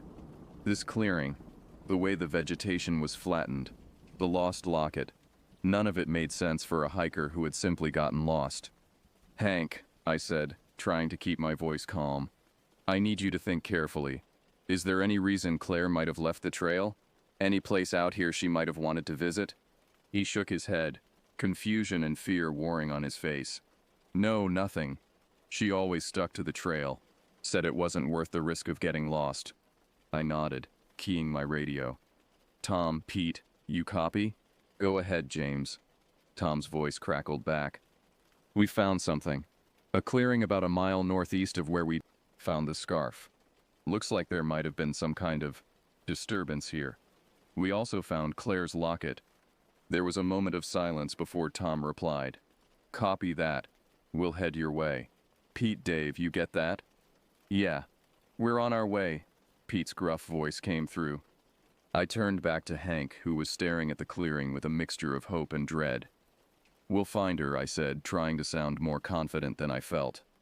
"This is the first real clue we've had." But as we waited for the others to arrive, I couldn't shake the feeling that we were dealing with something far more sinister than a lost hiker. When Tom arrived with Mike and Sarah, followed shortly by Pete and Dave, we did a thorough search of the clearing and the surrounding area. But aside from the flattened vegetation and Claire's locket, we found nothing. "What do you think happened here, James?" Tom asked quietly, pulling me aside. I shook my head. "I don't know. But whatever it was, I don't think Claire left this clearing voluntarily." Tom's face paled. "You think someone took her?" "I think we need to consider all possibilities," I replied grimly. "Let's expand the search. Whatever happened here, it can't have been too long ago. The vegetation hasn't had time to spring back up." We split up again, this time spreading out in a wider arc around the clearing. I paired Hank with Tom this time, worried about how he might react if we found anything else. As the afternoon wore on, the forest seemed to grow darker, the shadows deeper. The trees loomed over us, their branches reaching out like gnarled fingers. More than once I caught myself jumping at the snap of a twig or the rustle of leaves. It was nearing dusk when my radio crackled to life. "James, it's Pete. You need to see this." Something in his voice sent a chill down my spine. "Where are you?" "About half a mile northwest of the clearing. There's a cave here." I quickened my pace, pushing through the underbrush. "I'm on my way." Everyone else converged on Pete and Dave's location. When I arrived, I found Pete and Dave standing at the mouth of a small cave, half hidden behind a curtain of vines. The entrance was narrow, barely wide enough for a person to squeeze through. "Did you go inside?" I asked, catching my breath. Pete shook his head. "No, we waited for you. But James, we found this." He held out his hand. In it was a torn piece of blue fabric, the same color as the t-shirt Claire had been wearing. By now, the others had arrived. Hank let out a strangled cry when he saw the fabric. "That's Claire's shirt," he said, his voice breaking. "We have to go in there." I held up a hand. "Hold on, Hank. We don't know what's in there. We need to be careful." I turned to the group. "Tom, you're with me. We'll go in first. The rest of you stay here. If you don't hear from us in 15 minutes, call for backup." Hank started to protest, but Tom cut him off. "James is right, Hank. Let us check it out first." I switched on my flashlight and squeezed through the cave entrance. Tom close behind me. The air inside was cool and damp, with a musty smell that made me wrinkle my nose. As we moved deeper into the cave, the beam of my flashlight revealed something that made my heart skip a beat. There, on the cave floor, were footprints. Lots of them. Some looked human, but others were like nothing I'd ever seen before. "Tom," I whispered, "are you seeing this?" He nodded, his face pale in the flashlight beam. "What the hell made those tracks, James?" Before I could answer, we heard something that made us both freeze. It was a low, guttural sound, somewhere between a growl and a moan, and it was coming from deeper in the cave. "Claire," I called out, my voice echoing off the cave walls. "Claire, are you in here?" The sound came again, louder this time, but it wasn't Claire's voice. It wasn't human at all. "James," Tom said, his voice tight with fear, "I think we should get out of here." I nodded, backing up slowly. "Yeah, I think you're right." But as we turned to leave, my flashlight beam caught something that made my blood run cold. There, scratched into the cave wall, were words. "Help me. It's still here." And below the words was a crude drawing of a creature that looked like something out of a nightmare. We scrambled out of the cave, our hearts pounding. The others were waiting anxiously, Hank practically vibrating with tension. "Did you find her?" he asked as soon as we emerged. "Did you find Claire?" I shook my head, trying to catch my breath. "No, but we found something. Something I can't explain." As I recounted what we'd seen in the cave, I could see the disbelief on their faces. But there was fear there too, a growing realization that we were dealing with something far beyond our understanding. "We need to call in help," I said finally. This is beyond us." But even as I said it, I knew that whatever was happening in these woods, whatever had taken Claire, it was something that no amount of outside help could prepare us for. As we made our way back to the trailhead in the gathering darkness, the forest seemed alive around us. Every shadow held a potential threat, every sound a hidden danger. And somewhere out there, Claire was still missing, along with something else. Something that until today I would have said couldn't possibly exist. Little did I know, our nightmare was only just beginning. The next few days passed in a blur of activity. We called in state police, park rangers, even a team of spelunkers to explore the cave system. But despite all our efforts, we found no further sign of Claire. The cave yielded no more clues beyond what Tom and I had initially discovered. The strange footprints, the scratched message, even the unsettling drawing, all were documented, photographed, and analyzed. But no one could offer a satisfactory explanation for what we'd seen. Hank was a wreck. He barely ate or slept, spending every waking moment at the search base we'd set up near the trailhead. I tried to convince him to go home and rest, but he refused. "I can't leave," he said, his eyes red-rimmed and haunted. "What if she comes back and I'm not here?" I couldn't argue with him. If it were Sarah out there, wild horses couldn't have dragged me away. It was on the 5th day of the search that things took an even darker turn. I was at the base, poring over maps with Tom, when my radio crackled to life. "James." It was Mike Johnson's voice, tight with barely controlled panic. "James, we need help. Something's happened to Sarah." I was on my feet in an instant. "Mike, what's going on? Where are you?" "We're about 2 miles east of the cave," Mike replied, his voice shaking. "We were searching the area when... God, James, I don't know what happened. One minute she was right behind me, and the next..." "Hang tight, Mike," I said, already grabbing my gear. "We're on our way." Tom and I, along with a state trooper named Rodriguez, headed out immediately. As we crashed through the underbrush, my mind was racing. What could have happened to Sarah? She was an experienced hiker and search and rescue volunteer. She wouldn't have just wandered off. We found Mike about 20 minutes later. He was standing in a small clearing, his face ashen, his hands shaking as he clutched his radio. "Mike," I said, approaching him slowly. "What happened? Where's Sarah?" He turned to me, his eyes wide with fear. "She's gone, James. Just gone. We were walking, and I heard her scream. When I turned around, there was nothing. Just this." He held out his hand. In it was Sarah's radio, smeared with what looked horribly like blood. "Jesus," Tom muttered, taking the radio and bagging it carefully. "Mike, did you see anything? Hear anything?" Mike shook his head. "Nothing. Just Sarah's scream. And then, silence." We searched the area thoroughly, but found no trace of Sarah. No footprints, no broken branches. Nothing to indicate which way she might have gone, or been taken. As we widened our search, the forest seemed to close in around us. The trees loomed overhead, their branches casting strange, shifting shadows. More than once I caught a flicker of movement out of the corner of my eye, only to turn and find nothing there. It was nearing dusk when Rodriguez called out, "Over here! I found something." We hurried over to where he was standing, at the base of a large oak tree. There, carved into the trunk, were words that made my blood run cold. "It's hungry. Run." Below the words was the same crude drawing we'd seen in the cave. "What the hell is going on here?" Rodriguez asked, his hand instinctively moving to his holstered weapon. I shook my head, unable to find words. Whatever we were dealing with, it was clear now that it wasn't just Claire who was in danger. It was all of us. We made our way back to the base as night fell, the forest alive with sounds that seemed far more menacing than they had just days ago. Every snapping twig, every rustle of leaves sent a jolt of adrenaline through my system. When we arrived, we found the base in chaos. While we'd been out searching for Sarah, 2 hikers had gone missing from a trail on the other side of the forest, and a local farmer reported that something had attacked his livestock, leaving behind carcasses that had been torn apart with almost surgical precision. As I stood there listening to the reports flooding in, I felt a weight settling onto my shoulders. This was no longer just a search and rescue operation. We were facing something dangerous, something that defied explanation. I pulled Tom aside. "We need to call in more help," I said, keeping my voice low.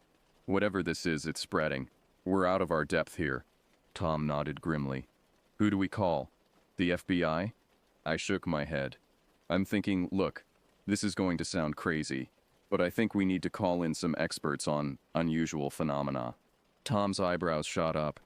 "You mean like ghost hunters? Bigfoot chasers?" "I mean people who deal with things that can't be easily explained," I replied, because right now, I'm fresh out of explanations. As I made the call, I couldn't shake the feeling that we were standing on the precipice of something monumental, something that would change not just our town, but our understanding of the world itself. Little did I know just how right I was. The experts arrived 2 days later. Dr. Elena Vasquez was a cryptozoologist from the University of Washington, and her partner, Dr. Marcus Chen, specialized in folklore and urban legends.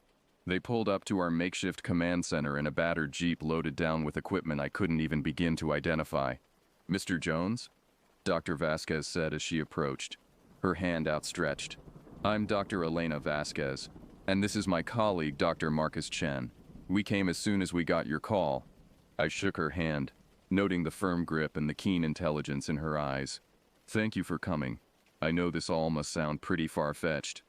Dr. Chen interrupted with a wry smile. "Mr. Jones, we've heard far-fetched. This sounds fascinating." We spent the next few hours bringing them up to speed on everything that had happened. They listened intently, occasionally exchanging glances that I couldn't quite interpret. "And you're certain about the footprints in the cave?" Dr. Vasquez asked, her brow furrowed in concentration. "They were definitely not human or any known animal." I nodded. "I've been tracking animals in these woods for over 30 years. I've never seen anything like these prints." Dr. Chen was leafing through the photos we'd taken. "And this drawing," he said, holding up the picture of the crude image from the cave. "You've seen it twice now?" "3 times, Tom corrected.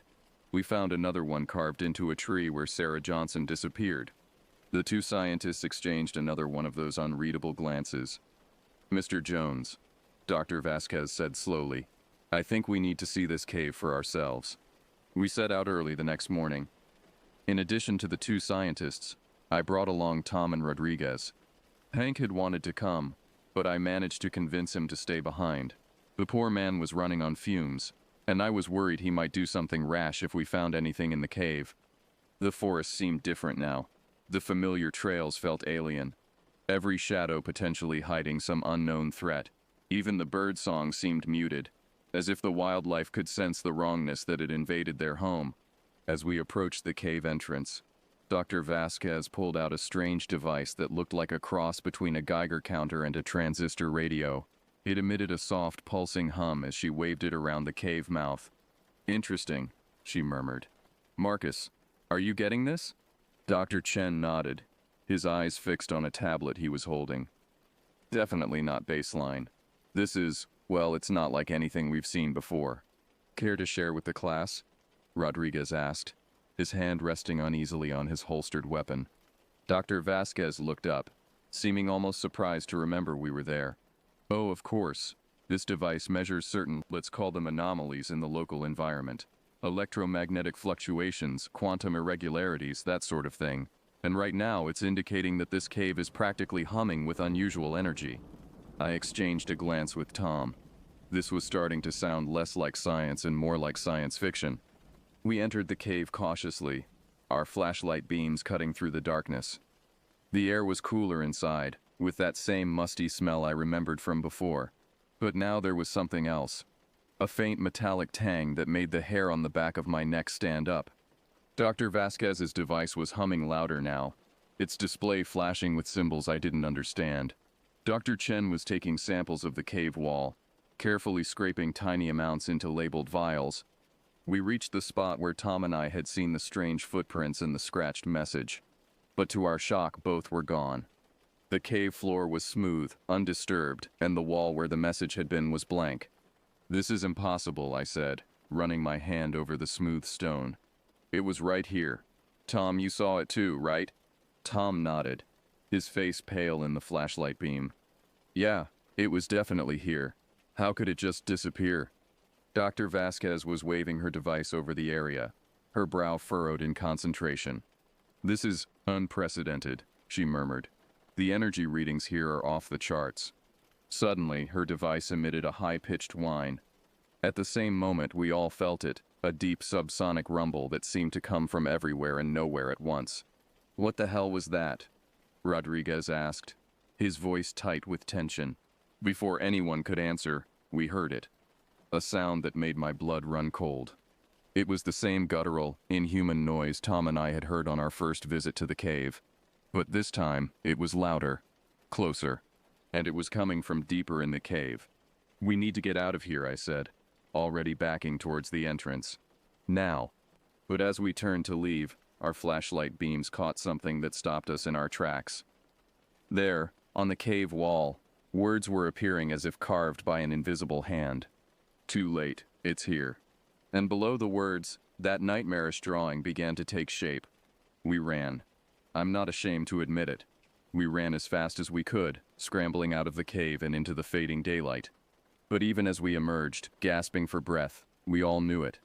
Whatever was in that cave, whatever had taken Claire and Sarah, and who knows how many others, it wasn't content to stay hidden anymore. It was coming for us all. The mood back at the command center was tense. News of what had happened in the cave had spread quickly, and I could see the fear in everyone's eyes. Even the usually unflappable Tom looked shaken. Dr. Vasquez and Dr. Chen had sequestered themselves in a corner, poring over their data and speaking in hushed, urgent tones. I couldn't make out what they were saying, but their expressions were grim. Hank approached me, his eyes wild with a mixture of hope and fear. James, what happened out there? Did you find anything about Claire? I hesitated, unsure of how much to tell him. But Hank deserved the truth, no matter how strange or terrifying it might be. Hank, I said, leading him to a quiet corner. I'm not sure how to explain this, but something's happening in these woods, something I can't explain. I told him everything. The disappearing footprints and message, the strange energy readings, and the words that had appeared on the cave wall as if by magic. As I spoke, I watched the color drain from Hank's face. "What are you saying, James?" he whispered. That some kind of monster took Claire?" Before I could answer, Dr. Vasquez approached us. Her face set in a grim expression. "Mr. Jones, Mr. Miller, I think we need to talk. All of us." She gathered everyone in the command center, the search and rescue team, the state troopers, even the volunteers. Once we were all assembled, she took a deep breath. "What I'm about to tell you is going to sound impossible," she began. "But I assure you it's very real and very dangerous." Dr. Chen stepped forward, holding up a tablet displaying a series of complex graphs and charts. "Our readings from the cave, combined with the eyewitness accounts and physical evidence, all point to one conclusion," he said. "We're dealing with a trans-dimensional entity." A murmur of confusion rippled through the group. "A what?" Rodriguez asked, voicing what we were all thinking. Dr. Vasquez held up a hand for silence. "A being from another dimension," she explained. "A reality parallel to our own, but fundamentally different. Somehow a doorway has opened between our world and theirs, allowing this entity to cross over." I felt my head spinning. This sounded like something out of a science fiction novel, not real life. But after what I'd seen in that cave, I couldn't dismiss it outright. "So what does this entity want?" Tom asked, his voice tight with tension. Dr. Chen's expression was grim. "Based on the pattern of disappearances and the messages left behind, we believe it's feeding, gathering energy or life force from our world to sustain itself." A chill ran down my spine as the implications of his words sank in. Claire, Sarah, the missing hikers. They weren't just lost. They had been taken, consumed. "How do we stop it?" I asked, my voice sounding strange to my own ears. Dr. Vasquez and Dr. Chen exchanged a look. "We're not sure," Dr. Vasquez admitted. "In theory, if we can locate the dimensional breach, we might be able to close it, trapping the entity on the other side. But what?" Hank demanded, his voice cracking with emotion. "But we don't know what effect that would have on those who have been taken," Dr. Chen finished quietly. "They might be trapped on the other side as well." The silence that followed was deafening. I looked around at the faces of my friends and neighbors, seeing the same mix of fear, disbelief, and determination that I felt. "So what do we do?" I asked finally. Dr. Vasquez straightened her shoulders. "We find the breach, we study it, and we figure out a way to close it without losing anyone else." It sounded impossible, but as I looked around at the determined faces surrounding me, I knew we had no choice. Whatever this thing was, wherever it had come from, we had to stop it. For Claire, for Sarah, for all those who had been taken, and for those who might be next if we failed. As we began to plan our next move, I couldn't shake the feeling that we were about to embark on the most dangerous mission of our lives. The forest that had been my home for so long had become alien, hostile territory, and somewhere out there a creature beyond our understanding was waiting. The hunt was on, but who, I wondered, was really the hunter, and who was the prey? The next few days were a flurry of activity. Dr. Vasquez and Dr. Chen set up a perimeter of sensors around the area where we'd experienced the most activity, hoping to triangulate the location of the dimensional breach. The rest of us continued our search efforts, but now with a new terrifying awareness of what we might encounter. We moved in groups, never letting anyone out of sight for even a moment. The forest, once so familiar and comforting, now felt like an alien landscape. Every shadow seemed to move, every sound a potential threat. It was on the third day after our encounter in the cave that the sensors picked up something. A massive spike in energy readings, centered on a location about 5 miles northeast of the cave. "This is it," Dr. Vasquez said, her eyes gleaming with a mix of excitement and fear as she showed us the readouts. "The breach. It's active." We assembled a team quickly. Myself, Tom, Rodriguez, Dr. Vasquez, and Dr. Chen would go in. Despite my protests, Hank insisted on coming too. "That's my wife out there," he said, his jaw set with determination. "I'm going." As we prepared to head out, I pulled Sarah aside. My wife's face was etched with worry, but she managed a small smile. "You be careful out there, James," she said, her voice barely above a whisper. "Come back to me." I pulled her close, breathing in her familiar scent. "I will," I promised. We'll end this, tonight. The hike to the location was tense. We moved as quietly as possible, our senses on high alert.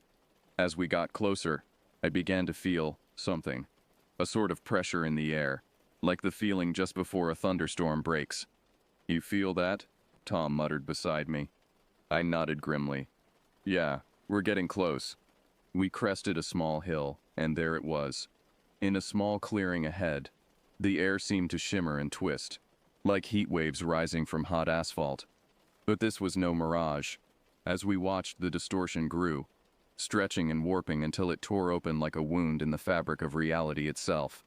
Through the tear, I caught glimpses of something, a landscape both alien and familiar, like our world reflected in a shattered mirror. And moving within that impossible space were shapes, dark, writhing forms that hurt the eye to look at directly. My God, Dr. Chen breathed. It's beautiful. Beautiful? Rodriguez hissed. It's a nightmare. Dr. Vasquez was already setting up equipment, her hands shaking slightly as she worked. We need to take readings, she said. Figure out how to close it. But before we could do anything, a sound cut through the air. A scream. Human. And terrifyingly familiar. Claire, Hank yelled, starting forward. I grabbed his arm, holding him back. Hank, wait! We don't know what's on the other side. But even as I said it, I knew it was useless. We could all see the figure now, visible through the tear in reality. Claire, or something that looked like her, stumbling towards us with arms outstretched.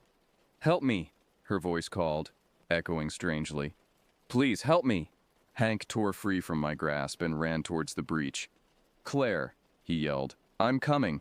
Hank, no, I shouted, but it was too late. As Hank reached the shimmering border of the breach, a dark shape emerged from behind Claire.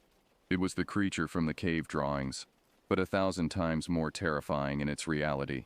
A mass of writhing tentacles and too many eyes, it moved with a speed that belied its size. In an instant it had Hank. He screamed, a sound of pure terror that cut off abruptly as the creature pulled him through the breach. No, I yelled, starting forward myself. But Tom and Rodriguez held me back. James, don't, Tom shouted. We'll lose you too. The creature turned its attention to us, a multitude of eyes focusing with alien intelligence. I felt my mind reeling, unable to comprehend what I was seeing. And then it spoke. Not with words, but directly into our minds. A voice that was ancient and hungry and utterly inhuman. More, it said. Need more. Dr. Vasquez was frantically working her equipment. The energy signatures are spiking, she yelled over the now howling wind. If we don't close it now, it'll tear this whole area apart. But Hank, I shouted. Claire, we can't just leave them. Dr. Chen grabbed my shoulder. James, listen to me. If we don't close this now, that thing will come through, and then no one will be safe. I looked back at the breach, at the writhing horror that waited on the other side, at the fading images of Hank and Claire, already being pulled deeper into that impossible space. With a heart full of lead, I nodded. Do it, I said. Close it. Dr. Vasquez activated her device. A high-pitched whine filled the air, and the breach began to shrink. The creature roared in our minds, a sound of fury and frustration. As the tear in reality closed, I caught one last glimpse of Hank and Claire. They were looking back at us, their eyes wide with terror and accusation, and then they were gone.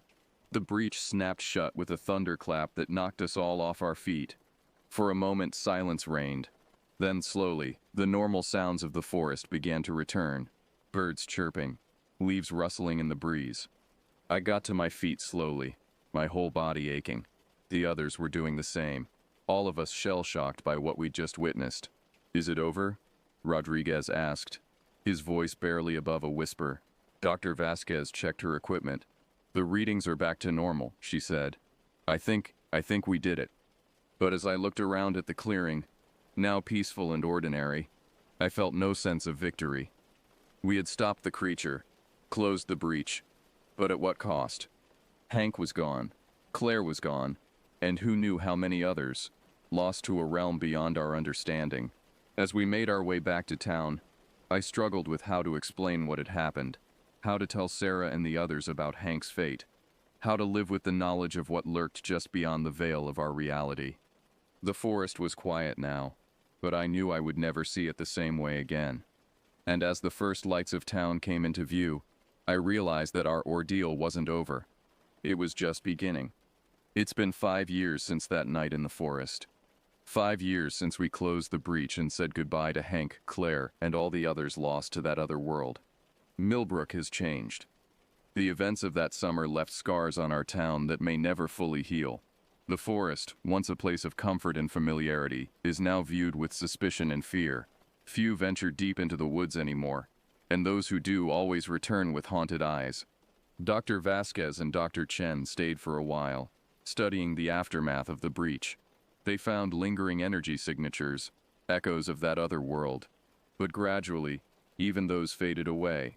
They left eventually, moving on to study other phenomena, other mysteries. As for me, I retired from search and rescue. I couldn't bear the thought of entering those woods again, of facing the memories of what we'd lost. Sarah and I moved into town, away from the forest's edge. But even now, on quiet nights, I sometimes think I hear something. A whisper on the wind, a voice calling from just beyond the veil of reality. Tom stuck it out longer than I did, but even he eventually stepped down. It's not the same, he told me over beers one night. Every time I'm out there, I'm just waiting for something to happen, for that thing to come back. The official story is that Hank and Claire, along with the others who disappeared that summer, were victims of a tragic series of accidents. Wild animal attacks, the reports say. Getting lost in unexplored cave systems. It's easier for people to believe that than the truth.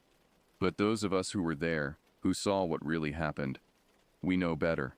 We carry the weight of that knowledge every day. Sometimes in my darkest moments I wonder if we did the right thing. If we should have tried harder to save Hank and Claire even at the risk of letting that creature into our world. But then I remember the hunger in its voice, the alien intelligence in its eyes, and I know we had no choice. The breach is closed. The entity is trapped on the other side. But sometimes when I look out at the forest that was once my home, I can't help but wonder, are we really safe? Or is it just biding its time, waiting for another chance to break through? And what will happen when it does? As I sit here, writing down this account of what happened that summer, I realize that it's not just a record of events. It's a warning. Because I know deep in my bones that what we experienced in Millbrook was just the beginning.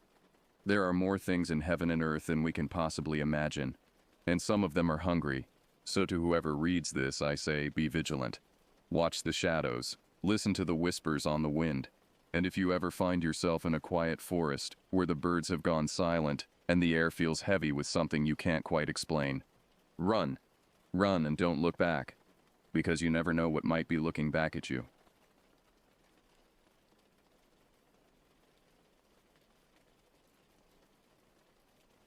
My name is Elwood Gardner, and this happened to me I was a regular guy back then, working a blue-collar job as an electrician in Philadelphia.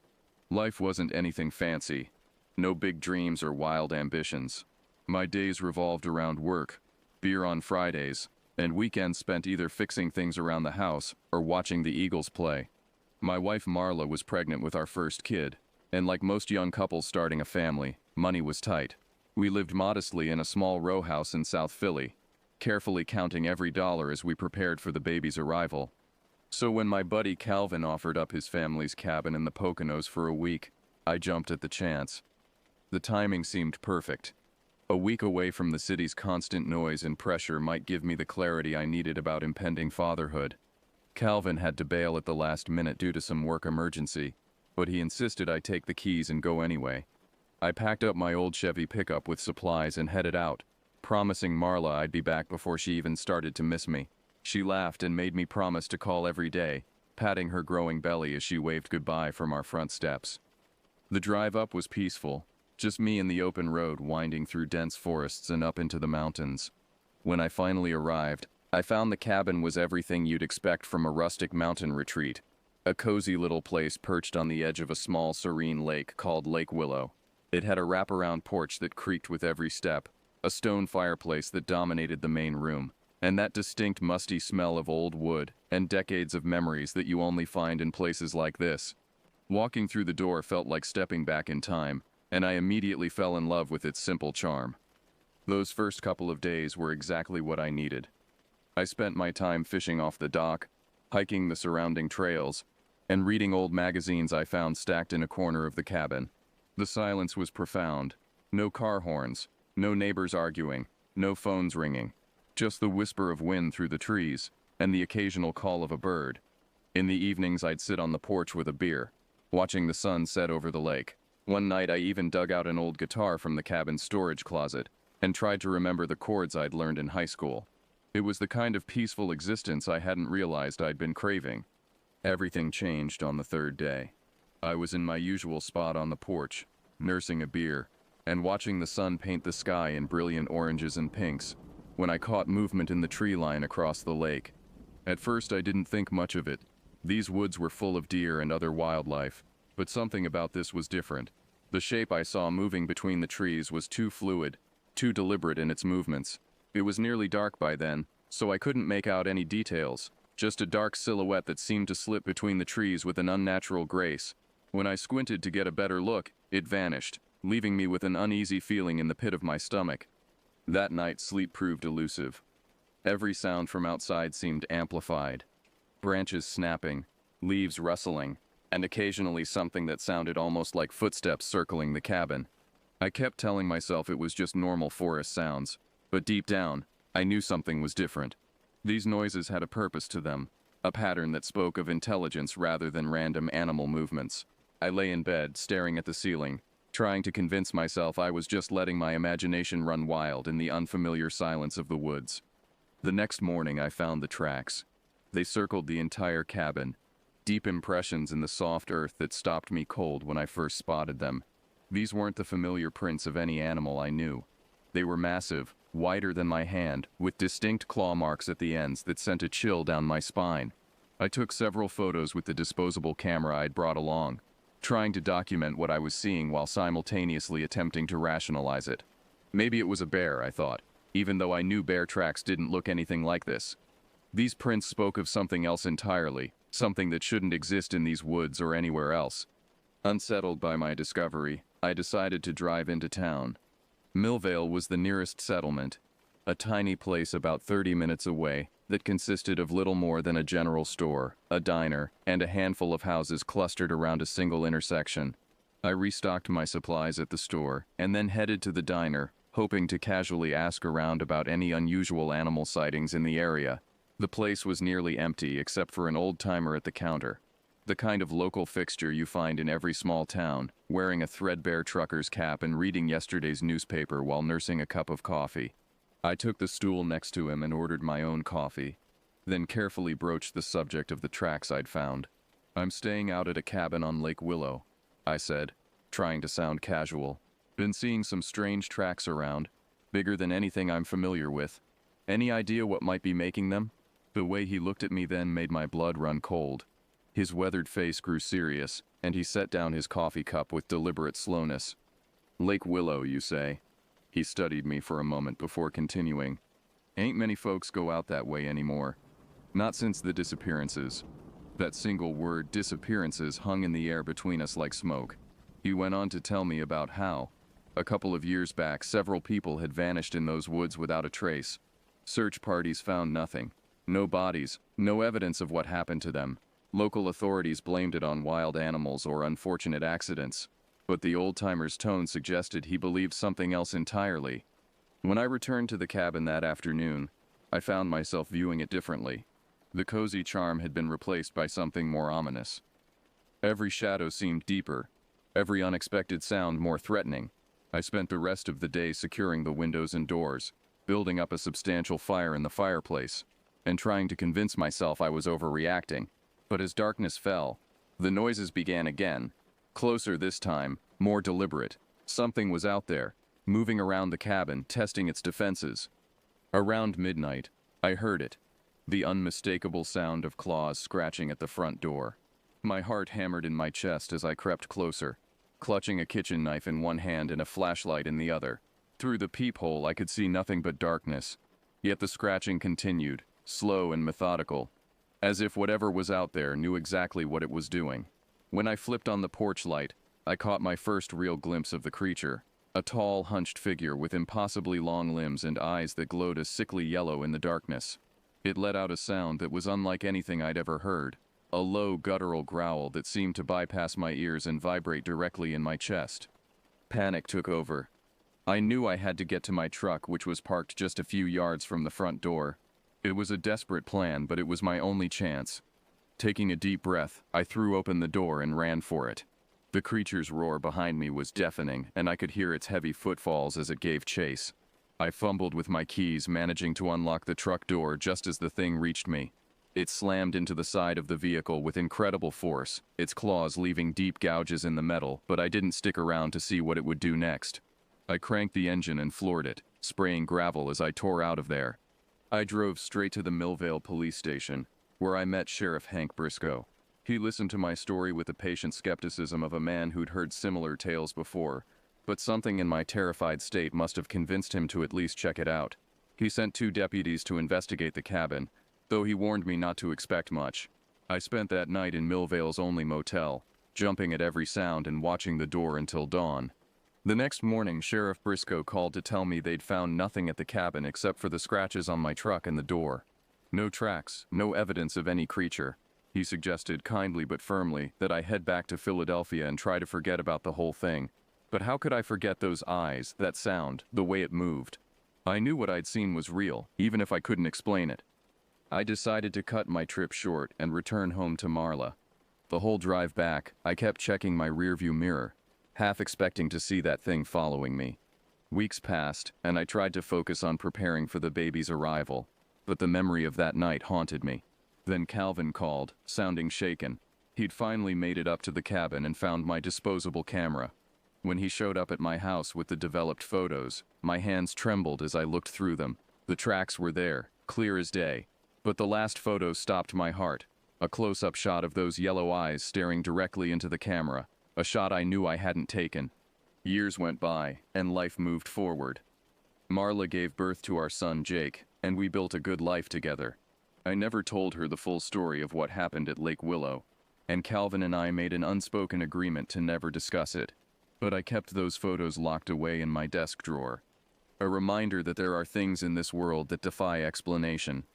Then, just last week, I saw a news report about another disappearance near Lake Willow.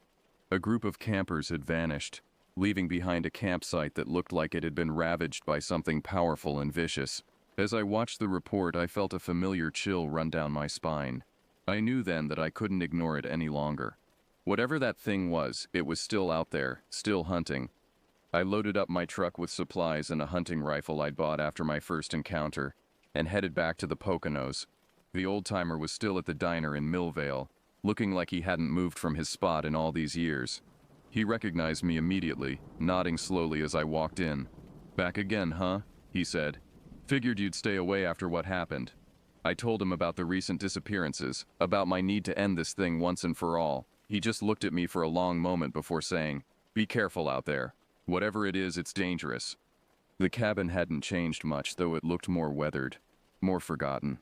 I set up inside, built a fire, and waited with my rifle ready. As night fell, the familiar sounds began. The scratching, the movement around the cabin. This time, I was prepared. When I heard it at the door, I didn't hesitate. I threw it open and found myself face to face with the creature from my nightmares. Those yellow eyes locked onto mine, and it let out that bone-chilling growl I remembered so well. I opened fire, the rifle's report echoing across the lake. The first shot hit it square in the chest, making it stumble back but not fall. I kept firing until the magazine was empty, and finally the creature collapsed. Even in death, it was unlike anything I'd ever seen, a twisted amalgamation of features that shouldn't exist together, something that defied classification. I called Sheriff Briscoe the next morning. This time there was no denying what had happened. They took the body away for examination, though I never heard what conclusions, if any, they reached. The disappearances stopped after that night, and gradually people started returning to Lake Willow. Now, years later, as I sit here telling this story, I still think about that old-timer in the diner and his cryptic warnings. He knew something was out there, something that didn't belong in our world. I don't know what that creature was, or where it came from, but I know this: It's gone now, and the woods around Lake Willow are safer for it. I finally told Jake the whole story when he was old enough to understand. He didn't believe me at first, but the photos don't lie. I keep them as a reminder that sometimes the things we're afraid of in the dark are real, and sometimes it falls to ordinary people to face them. So if you ever find yourself near Lake Willow, keep your eyes open and your doors locked, and if you hear scratching in the night, remember my story. Remember that there are things in this world we can't explain, but we can face them, if we have to.